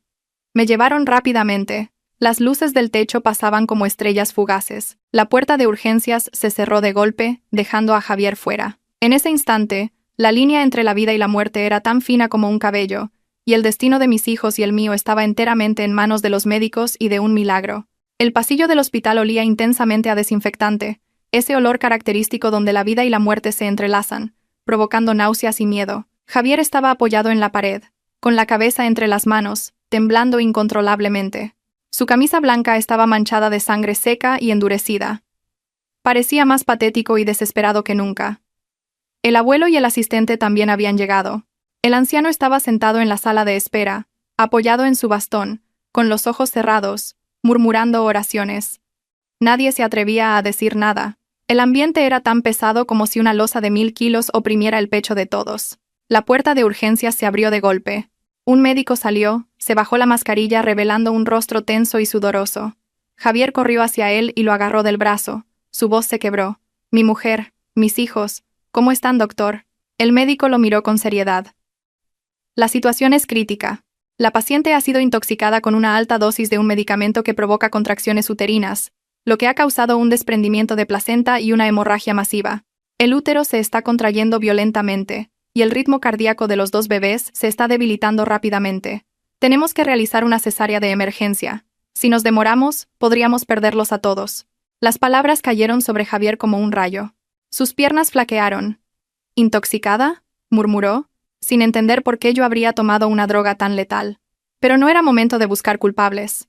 El médico le entregó un formulario de consentimiento para la cirugía. Su voz era apremiante. Necesita firmar esto ahora mismo. Pero debo advertirle, debido a la gran pérdida de sangre y los efectos secundarios del medicamento, la operación es de muy alto riesgo. En el peor de los casos, si hay complicaciones, nos veremos obligados a priorizar salvar a uno de los dos. La familia debe estar preparada. La frase inacabada del médico fue como una cuchillada en el corazón de Javier. Cogió el bolígrafo. Sus manos temblaban tanto que apenas podía escribir su nombre. ¿Salvar a uno de los dos? ¿Cómo podía elegir? Por un lado, la esposa a la que acababa de darse cuenta de que le debía tanto. Por otro, los 2 hijos que aún no habían nacido y que tanto anhelaba. Esta elección cruel era el castigo más severo por su indiferencia y arrogancia. Mientras yo yacía en la mesa de operaciones, la anestesia comenzaba a hacer efecto.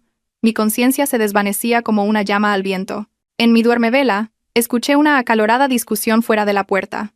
Oí la voz apremiante del médico, y luego el grito de Javier, que atravesó las gruesas paredes y resonó en mi mente.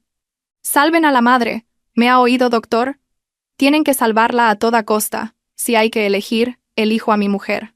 No quiero a los niños si ella muere. ¿Entendido?» Esas palabras resonaron en mi cabeza, claras y dolorosas. Las lágrimas brotaron de mis ojos y rodaron por mis sienes heladas. Siempre había pensado que a Javier solo le importaba el embarazo, el heredero. Siempre había pensado que me buscaba solo por estos 2 hijos. Pero en ese momento de vida o muerte, ante la elección más cruel, me había elegido a mí. Había elegido a la mujer que una vez abandonó en lugar de los hijos que toda su familia esperaba. Javier firmó el consentimiento. Su caligrafía era un garabato de desesperación. Apoyó la cabeza en el hombro de su abuelo, y rompió a llorar como un niño. El abuelo le palmeó la espalda. Sus viejos ojos también estaban enrojecidos. Lo entendía. Su nieto había madurado, pero el precio de esa madurez era demasiado alto. Javier se quedó allí, viendo cómo la puerta del quirófano se cerraba de nuevo, la luz roja de la cirugía encendiéndose como el color de la sangre. Susurró al vacío: «Elena, tienes que vivir. Ódiame si quieres, no me perdones si quieres, pero tienes que vivir». Me equivoqué. Realmente me equivoqué. Dentro del quirófano, los médicos y enfermeras corrían contra el tiempo. El sonido metálico de los instrumentos, el pitido acelerado de los monitores, las órdenes cortas y precisas del cirujano. Me hundí gradualmente en una oscuridad infinita, llevándome la confesión tardía de Javier como un último y débil rayo de luz que calentaba mi corazón, helado durante tanto tiempo. El tiempo pasaba, cada segundo, cada minuto, lento y pesado, como si alguien hubiera atado plomo a las manecillas del reloj. Fuera, en el pasillo, Javier caminaba de un lado a otro hasta desgastar las baldosas, con los ojos fijos en la luz roja de en cirugía. Cada vez que la puerta se entreabría, su corazón se encogía, temiendo recibir malas noticias. El abuelo, sentado, desgranaba las cuentas de un rosario, rezando sin cesar. El espacio estaba sumido en un silencio aterrador, solo roto por el sonido de pasos nerviosos y suspiros pesados. Dentro del quirófano, la batalla por la vida era feroz. Mi sangre seguía fluyendo. La presión arterial caía a niveles alarmantes. Los médicos transfundían sangre continuamente. realizando la cesárea mientras intentaban detener la hemorragia uterina. Hubo momentos en que mi corazón se detuvo en el monitor, dejando a todo el equipo sin aliento. Pero entonces, gracias al esfuerzo sobrehumano de los médicos y a la férrea voluntad de vivir de una madre, logré superar el umbral de la muerte. ¡Ua! ¡Ua! El llanto de un bebé rompió la tensa atmósfera. Un primer llanto, seguido de un segundo, fuerte y claro, resonando por todo el quirófano. Eran 2 niños. Ambos estaban a salvo. El grito de alegría de la jefa de enfermeras fue como una melodía celestial que disipó todas las nubes oscuras. Yacía allí, aún inconsciente, pero una leve sonrisa pareció dibujarse en mis labios. Mis hijos habían llegado a este mundo, fuertes y resilientes, como su madre. La puerta del quirófano se abrió de golpe. Una enfermera salió empujando 2 incubadoras. Javier corrió hacia ellas. Sus piernas temblorosas casi le hicieron caer. Miró dentro. 2 pequeñas criaturas, rojas y diminutas como gatitos, acurrucadas, aún con restos de sangre y vérmix. Sus ojos estaban cerrados, sus boquitas entreabiertas respiraban acompasadamente. ¿Eran esos sus hijos? ¿Los niños de los que había dudado, a los que había querido rechazar? Javier acercó su mano grande y ruda, y tocó suavemente el cristal frío. No se atrevió a tocarlos, temiendo hacerles daño. Las lágrimas brotaron de sus ojos, sin control, sin disimulo. Lloró a lágrima viva, un llanto de arrepentimiento, de felicidad desbordante, y de infinita gratitud. «Hijos míos. Soy papá. Lo siento», susurró, con la voz ahogada. Miró a los 2 bebés y luego hacia la sala de recuperación, donde yo seguía en coma. Un nudo de dolor se formó en su garganta. El abuelo se levantó con su bastón y se acercó tembloroso a ver a sus bisnietos. Sonrió, una sonrisa desdentada pero radiante. Las arrugas de su rostro parecieron suavizarse. «Qué bien, qué bien. La familia de la Torre tiene suerte. Nuestros antepasados nos protegen». Agarró la mano de Javier. Su voz era severa pero afectuosa. «¿Lo ves, nieto? Esta es tu sangre, y esa es la mujer que ha arriesgado su vida por ti. A partir de ahora, si vuelves a hacer sufrir a esa madre y a sus hijos, no te lo perdonaré». Javier asintió repetidamente. Las lágrimas seguían cayendo. Miró a sus hijos y luego a la puerta cerrada de la sala de recuperación. Sabía que la batalla por la vida había terminado, pero la batalla por recuperar mi corazón, por enmendar sus errores, apenas comenzaba. Y esta vez, lucharía con todo su corazón, con sinceridad, no con dinero ni poder. La enfermera llevó a los bebés a la unidad de cuidados intensivos para prematuros. Javier no los siguió. Se quedó frente a la puerta de recuperación, esperando pacientemente a que despertara. Quería ser la primera persona que viera al abrir los ojos. Quería decirme el gracias y el perdón que tanto tiempo me debía. La silueta solitaria y arrepentida de aquel hombre se proyectaba en el pasillo del hospital, marcando la transformación completa de una persona tras el mayor revés de su vida. La calma en el hospital era temporal, pero la verdadera tormenta se desataba fuera. Tan pronto como supo que mis hijos y yo estábamos fuera de peligro, el abuelo ordenó una investigación a gran escala. Con décadas de experiencia en los negocios, no creía que mi intoxicación fuera una coincidencia. Hizo acordonar la clínica privada donde me hacía los controles, solicitó las grabaciones de las cámaras de seguridad y analizó todas las muestras de medicamentos. No tardaron en descubrir la verdad. La cámara de seguridad de la farmacia había grabado a una enfermera cambiando a escondidas mi frasco de pastillas, mientras sus compañeros no miraban. La gente del abuelo localizó rápidamente a la enfermera y la llevó a un lugar discreto para hablar. Ante la presión y las pruebas irrefutables, confesó todo. ¿Quién estaba detrás? ¿Quién le transfirió el dinero y el propósito cruel de su acción? Al mismo tiempo, en el chalet de Javier, Sofía caminaba nerviosa, esperando noticias. Estaba convencida de que, con esa dosis, yo abortaría o incluso moriría. Pero la noticia que recibió no fue la de mi desgracia, sino el sonido de las sirenas de la policía frente a su puerta. El portón se abrió, y 2 policías entraron, seguidos por el asistente de Javier con una expresión gélida. Sofía palideció. Intentó huir escaleras arriba, pero sus piernas temblorosas no le respondieron. Le leyeron una orden de arresto por lesiones graves e intento de asesinato. Cuando las frías esposas se cerraron en sus muñecas, Sofía gritó: «¡No pueden arrestarme! Soy la prometida del presidente Javier de la Torre. Él no lo permitirá». El asistente de Javier se acercó y la miró con desprecio. «Señorita Sofía, despierte». Fue el propio señor Javier quien entregó a la policía pruebas adicionales de su fraude financiero. No solo ha intentado hacer daño, sino que también malversó fondos de la empresa durante su tiempo allí. Prepárese para pasar una larga temporada en la cárcel. Sofía se quedó atónita. Sus ojos se abrieron con desesperación. Nunca imaginó que el hombre que había intentado conquistar por todos los medios sería quien la enviara a prisión. Se la llevaron, humillada, dejando atrás su sueño roto de lujo y poder. Doña Dolores presenció todo desde el piso de arriba. Su rostro estaba pálido como la cera. Se tambaleó, agarrándose a la barandilla, incrédula. La nuera perfecta, la chica dulce y obediente que tanto había elogiado, resultó ser una serpiente venenosa, una asesina a sangre fría. Recordó las veces que me había maltratado, las veces que había defendido a Sofía, y un escalofrío recorrió su espalda. Casi había sido cómplice indirecta de la muerte de sus propios nietos. Esa tarde, Javier volvió a casa a recoger algunas cosas para llevarme al hospital. Vio a su madre sentada en el salón, ausente, pero pasó de largo sin decir una palabra, como si fuera una extraña. Doña Dolores lo llamó, su voz temblorosa. Javier, ¿cómo está Elena? ¿Y mis nietos? Javier se detuvo y se giró para mirar a su madre con ojos vacíos y cansados. Elena aún no ha despertado. Los niños están en la incubadora. ¿Por qué preguntas, mamá? ¿No era tu deseo deshacerte de ella? ¿No dijiste que era un árbol sin fruto? Cada pregunta de Javier era una bofetada para doña Dolores. Ella rompió a llorar. Me equivoqué. Esa zorra me engañó. Quiero ir a ver a mis nietos. Javier negó con la cabeza. Su voz era firme. No hace falta, mamá. Tu presencia ahora solo alteraría más a Elena. Casi matas a tus nietos con tu estupidez y tu codicia. Lo mejor es que te quedes en esta casa y te arrepientas. Dicho esto, Javier cogió la bolsa y salió de la casa, dejando a su anciana madre hundida en un remordimiento tardío. El enorme y lujoso chalet se sentía ahora más frío y vacío que nunca. Como las almas de quienes vivían en él, la verdad había salido a la luz, el mal había sido castigado, pero las heridas del corazón que dejó, ¿cuándo sanarían? La puerta del centro de detención se cerró tras Sofía, llevándose consigo su juventud y sus delirios de una vida de lujos por la que había luchado sin escrúpulos. Yacía en la cama del hospital, escuchando el relato de Miguel por teléfono, sin que mi corazón se inmutara. Sofía fue acusada de lesiones graves, y con las pruebas de fraude financiero y malversación de fondos que el propio Javier había proporcionado, su condena sería severa. La ley del karma, tarde o temprano, siempre llega. Quien siembra vientos, cosecha tempestades. Quien usa la crueldad para dañar a otros, acaba cavando su propia tumba. Javier estaba sentado a mi lado, su rostro visiblemente demacrado tras varias noches en vela.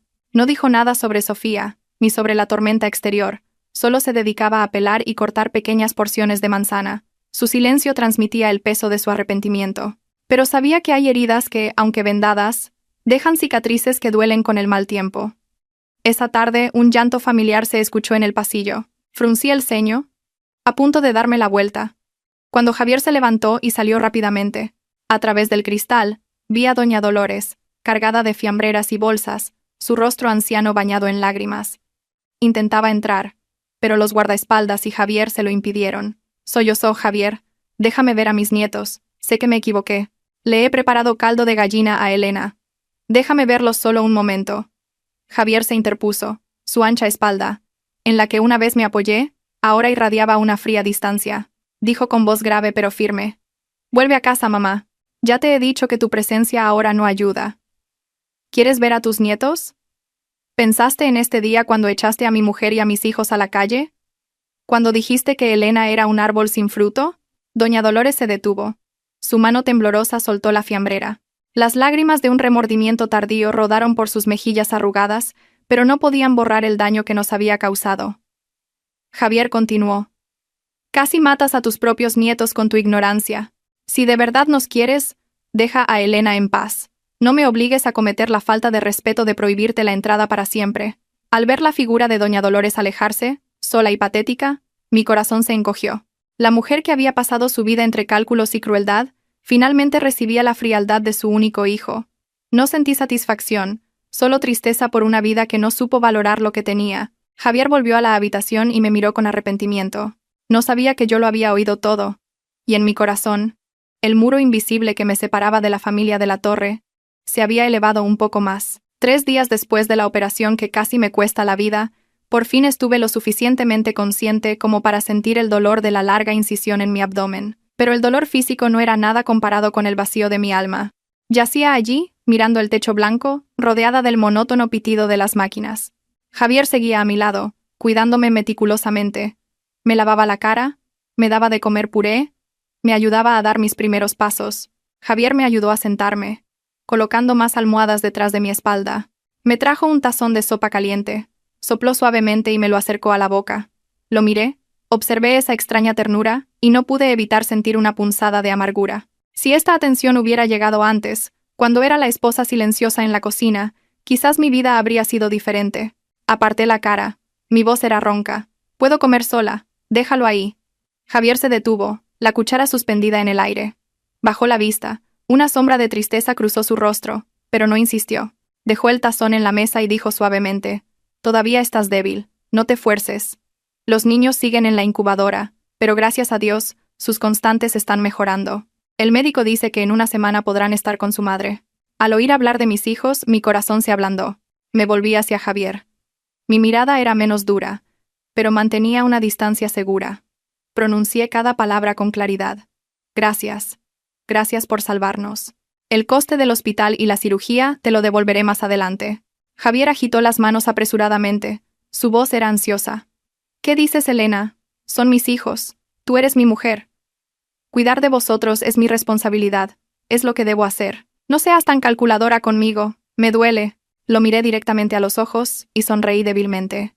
«Mujer, estamos divorciados. ¿Lo has olvidado tan rápido? Ese papel me lo diste tú. Esa firma la puse yo. Ahora, entre nosotros solo queda una relación. Somos los padres de 2 niños. Tú eres el padre biológico, yo soy la madre. Punto. Puedes visitar a los niños, pasarles una pensión, pero no pienses nunca en volver. Un espejo roto, aunque se pegue, siempre tendrá cicatrices». Javier me miró fijamente. El dolor era evidente en sus ojos profundos. Quiso acercarse, tomar mi mano, abrazarme, pero mi mirada decidida actuó como una barrera. Finalmente, solo pudo asentir, con una sonrisa torcida y amarga. «Lo entiendo. No te forzaré. Solo déjame estar cerca para cuidar de los niños, para verte cada día. Con eso me basta». El silencio se apoderó de la habitación, un silencio pesado y lleno de remordimientos. Javier se sentó allí, encogido en su silla, pareciendo extrañamente solo. Cerré los ojos, conteniendo las lágrimas. Sabía que estaba siendo cruel, pero esa crueldad era necesaria para proteger mi corazón de más daño. La distancia entre nosotros ya no era física, sino un abismo de heridas emocionales que no se podían borrar. 2 semanas después, mis hijos y yo recibimos el alta. En lugar de ir a casa de mis padres o contratar ayuda, decidí cuidar de ellos yo misma en el apartamento. Quería hacerlo todo con mis propias manos, como para compensar los días que pasaron solos en la incubadora, pero cuidar de un recién nacido ya es difícil, y más aún de 2 prematuros. Todo era un caos. Javier, como padre biológico, aprovechó al máximo su derecho de visita. Cada mañana llegaba temprano, cargado de comida nutritiva, y se movía por la casa como una niñera experta. De ser un presidente acostumbrado a firmar documentos millonarios, ahora cambiaba pañales torpemente y sostenía biberones con manos inexpertas. Una vez, mientras yo, agotada, intentaba dormir al mayor, el pequeño se despertó llorando de hambre. Javier corrió a preparar el biberón, pero lo agitó con tanta fuerza que la leche salpicó su caro traje, dejándole la cara manchada de polvo blanco. La escena me hizo sentir una mezcla de irritación y diversión. Intenté levantarme para hacerlo yo, pero él insistió. «Descansa, yo me encargo. Lo he visto en internet, es fácil». El resultado fue que, 5 minutos después, el bebé lo bautizó con un chorro de orina que le empapó la camisa. Javier se quedó petrificado, con el niño en brazos, sin saber qué hacer.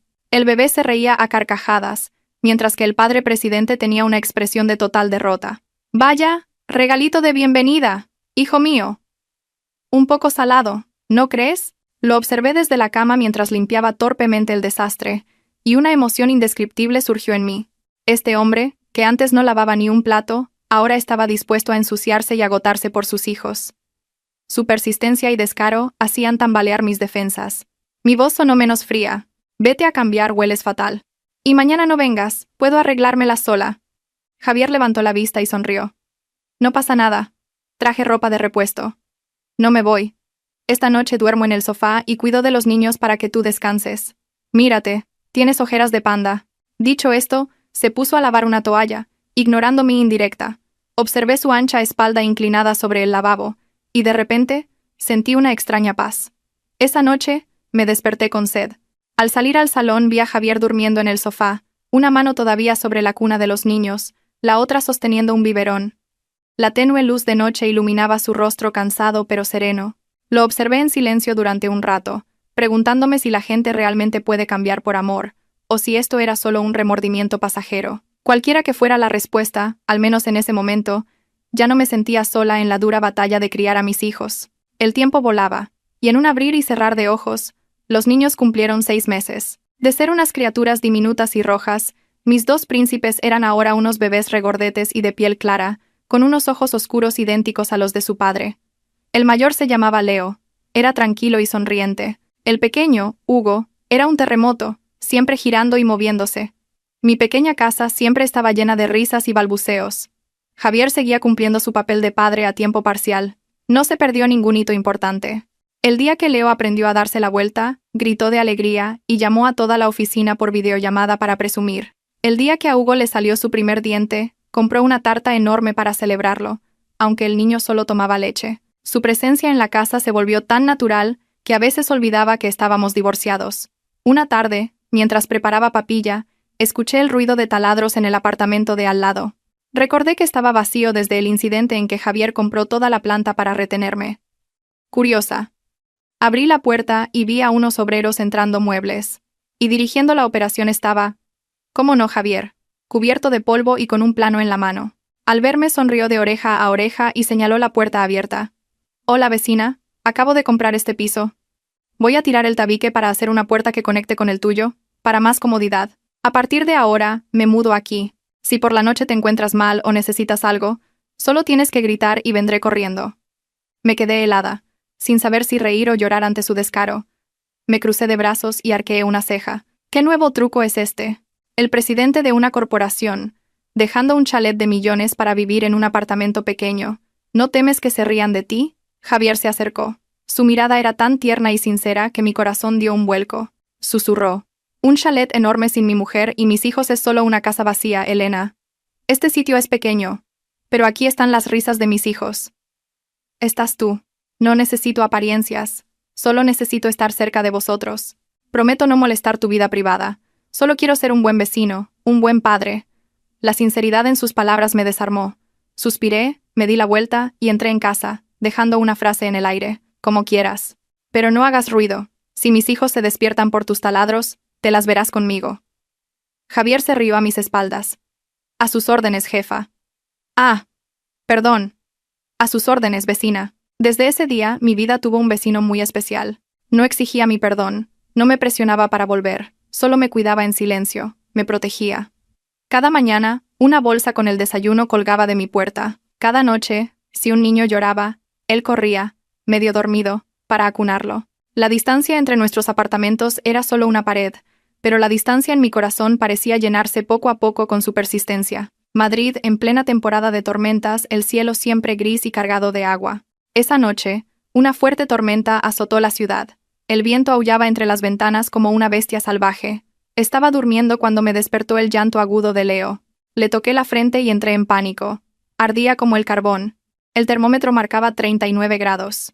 Le puse paños fríos y un parche antifebril, pero la fiebre no bajaba y empezó a tener convulsiones. Temblorosa, intenté llamar al médico, pero no había señal. Miré por la ventana. Llovía a cántaros. Las calles estaban inundadas. Abracé a mi hijo. Las lágrimas corrían por mis mejillas. En ese momento, la puerta de conexión se abrió de golpe. Javier entró corriendo, todavía en pijama, despeinado. ¿Qué pasa, Elena? Oí a Leo llorar de una forma extraña. Al ver mi pánico no preguntó más. Le tocó la frente. Su rostro cambió. Tiene la fiebre muy alta. Hay que llevarlo al hospital ya. Es peligroso. Cogió una manta, envolvió a Leo, lo levantó en un brazo, y con el otro me agarró. Vamos, mi coche es alto, podremos pasar. Corrimos al garaje, pero estaba inundado. El agua cubría más de la mitad de las ruedas. El coche no arrancaba. Ningún taxi se atrevía a salir con ese tiempo. Javier miró a nuestro hijo, que se debilitaba en sus brazos. Una determinación feroz brilló en sus ojos. Me gritó por encima del ruido de la lluvia. No podemos esperar. El hospital está a 2 kilómetros. Lo llevaré a cuestas. Tú coge el paraguas y agárrate fuerte a mí. Y se lanzó a la tormenta. El agua le llegaba a las rodillas. La corriente arrastraba basura y ramas. Javier apretó los dientes y avanzó con paso firme, su ancha espalda protegiendo a la pequeña criatura. Yo corría detrás, protegiéndolos con el paraguas. Mis lágrimas se mezclaban con la lluvia salada. El camino al hospital nunca pareció tan largo y peligroso. En algunos tramos, el agua era tan profunda que Javier tenía que tantear el suelo para no caer en una alcantarilla. De repente, tropezó, pisando algo afilado. Gimió de dolor, se tambaleó, pero sus brazos nunca soltaron a nuestro hijo. Me alarmé. «Javier, ¿estás bien?» Apretó los dientes, el sudor y la lluvia le corrían por la cara. «Estoy bien. Ya casi llegamos. Aguanta, hijo». No se detuvo a mirar su herida. Siguió adelante, cojeando, dejando un rastro rojizo en el agua. Al ver su espalda encorvada en la tormenta, protegiendo a nuestro hijo con su propio cuerpo, mi corazón de hielo finalmente se derritió. Cuando las luces de urgencias aparecieron, Javier estaba casi sin fuerzas.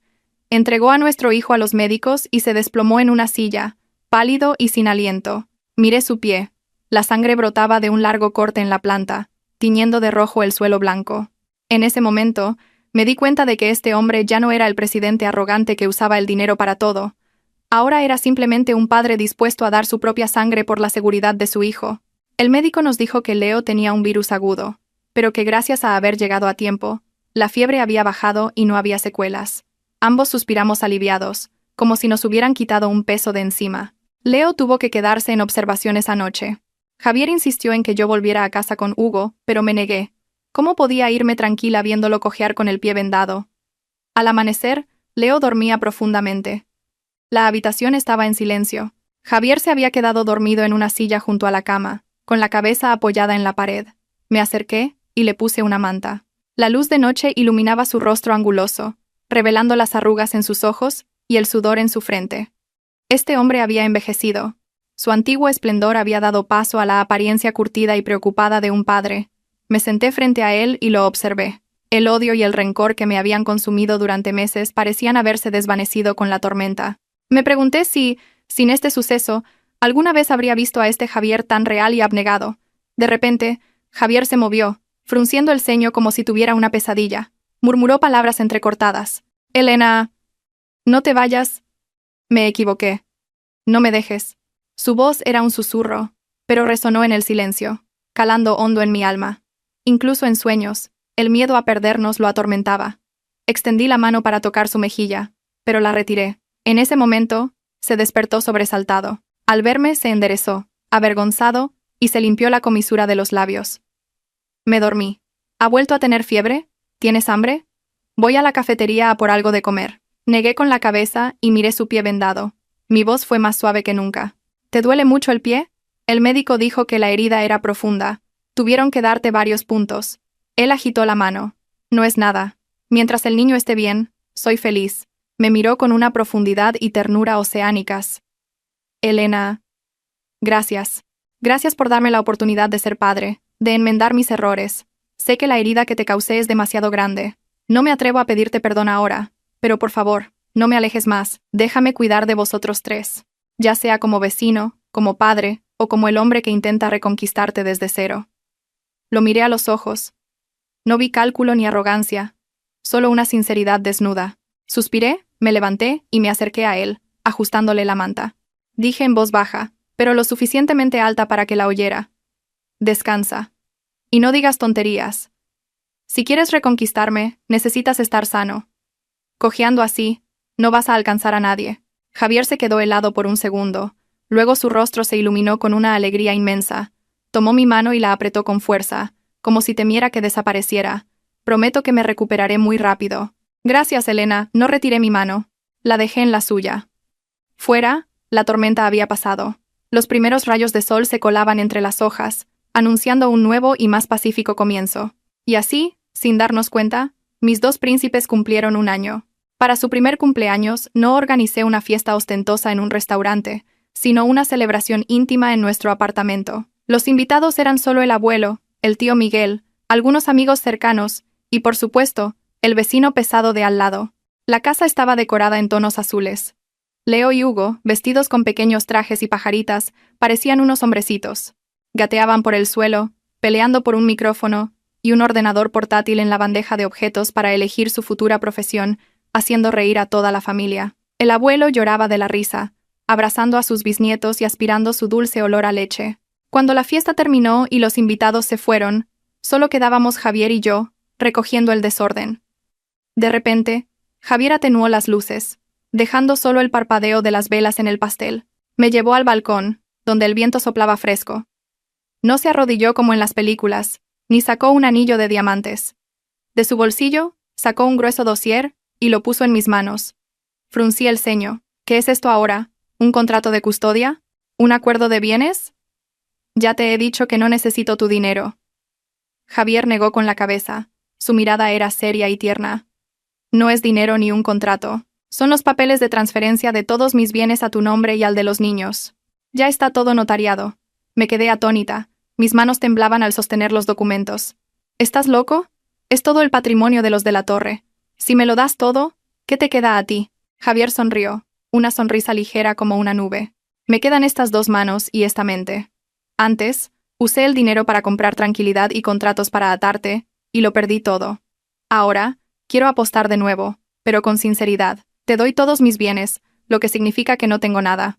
A partir de ahora, seré tu empleado, un hombre sin nada más que su amor por ti y por nuestros hijos. Tomó mis manos, su voz era cálida y profunda. Elena, no te pido matrimonio con un anillo, porque los anillos se pueden quitar. Te lo pido con mi confianza absoluta. Quiero que empecemos de nuevo, no por los niños, no por responsabilidad, sino porque de verdad te necesito. ¿Te atreverías a aceptar a este hombre sin nada y darle un hogar donde refugiarse? Miré al hombre que tenía delante. Miré profundamente en sus ojos. Recordé las noches en vela cuidando a nuestro hijo enfermo, su espalda cargando a nuestro hijo bajo la tormenta, el puré que cocinó torpemente cuando yo estaba cansada, el dinero, el estatus, todo era superficial. Lo que retiene a una mujer no son 3 millones ni un chalet, sino la seguridad de ser amada y valorada. Sonreí suavemente, las lágrimas de felicidad rodaron por mis mejillas. No dije sí, ni te quiero. Simplemente apoyé mi cabeza en su hombro y susurré. Si ya no tienes nada, a partir de mañana te levantas temprano a preparar biberones y cambiar pañales para empezar a pagar tu deuda.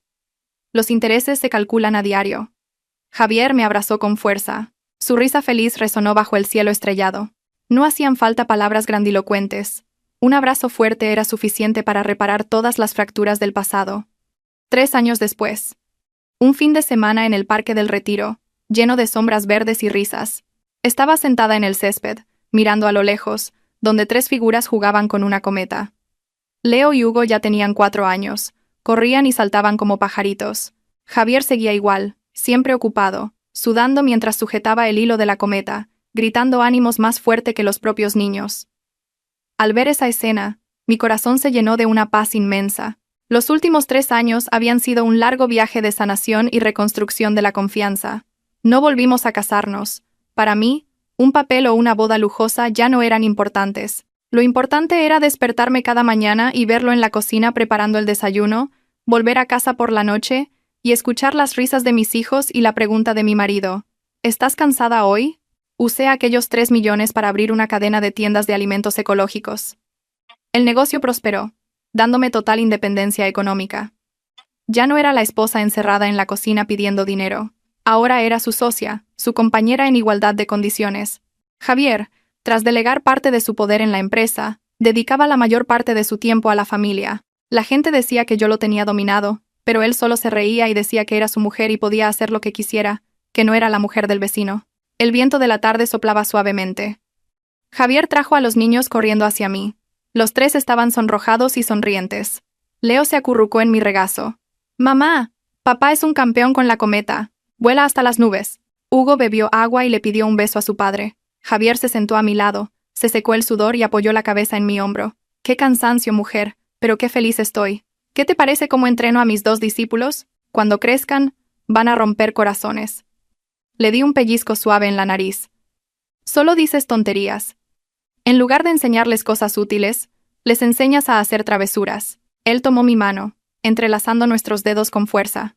Nos quedamos así, en silencio, viendo cómo el atardecer teñía de púrpura el cielo. El pasado doloroso, los malentendidos, el odio, las mentiras. Todo había quedado atrás, dejando solo este presente sereno. De repente, me di cuenta de que la felicidad a veces no es un destino perfecto. La felicidad es que, Después de tantas tormentas, todavía nos encontramos, todavía estamos dispuestos a perdonar y a seguir caminando juntos de la mano. Las cicatrices de ayer son ahora lecciones valiosas que nos recuerdan apreciar lo que tenemos. Vámonos, Elena. La abuela nos espera para cenar. Me recordó Javier en voz baja. Doña Dolores había envejecido mucho. Tras los sucesos del pasado, su carácter cambió por completo. Se hizo vegetariana, rezaba, y solo deseaba ver a sus hijos y nietos. Asentí, me levanté, y me sacudí la ropa. Los cuatro, de la mano, caminamos hacia el aparcamiento. Nuestras sombras se alargaban sobre el césped verde. La vida es larga e impredecible. Pero creo que, mientras haya bondad en el corazón, mientras sepamos soltar y amar, sin importar cuántas dificultades atravesemos, el destino final siempre será la paz. Como después de un chaparrón, el cielo se despeja y el arco iris vuelve a brillar.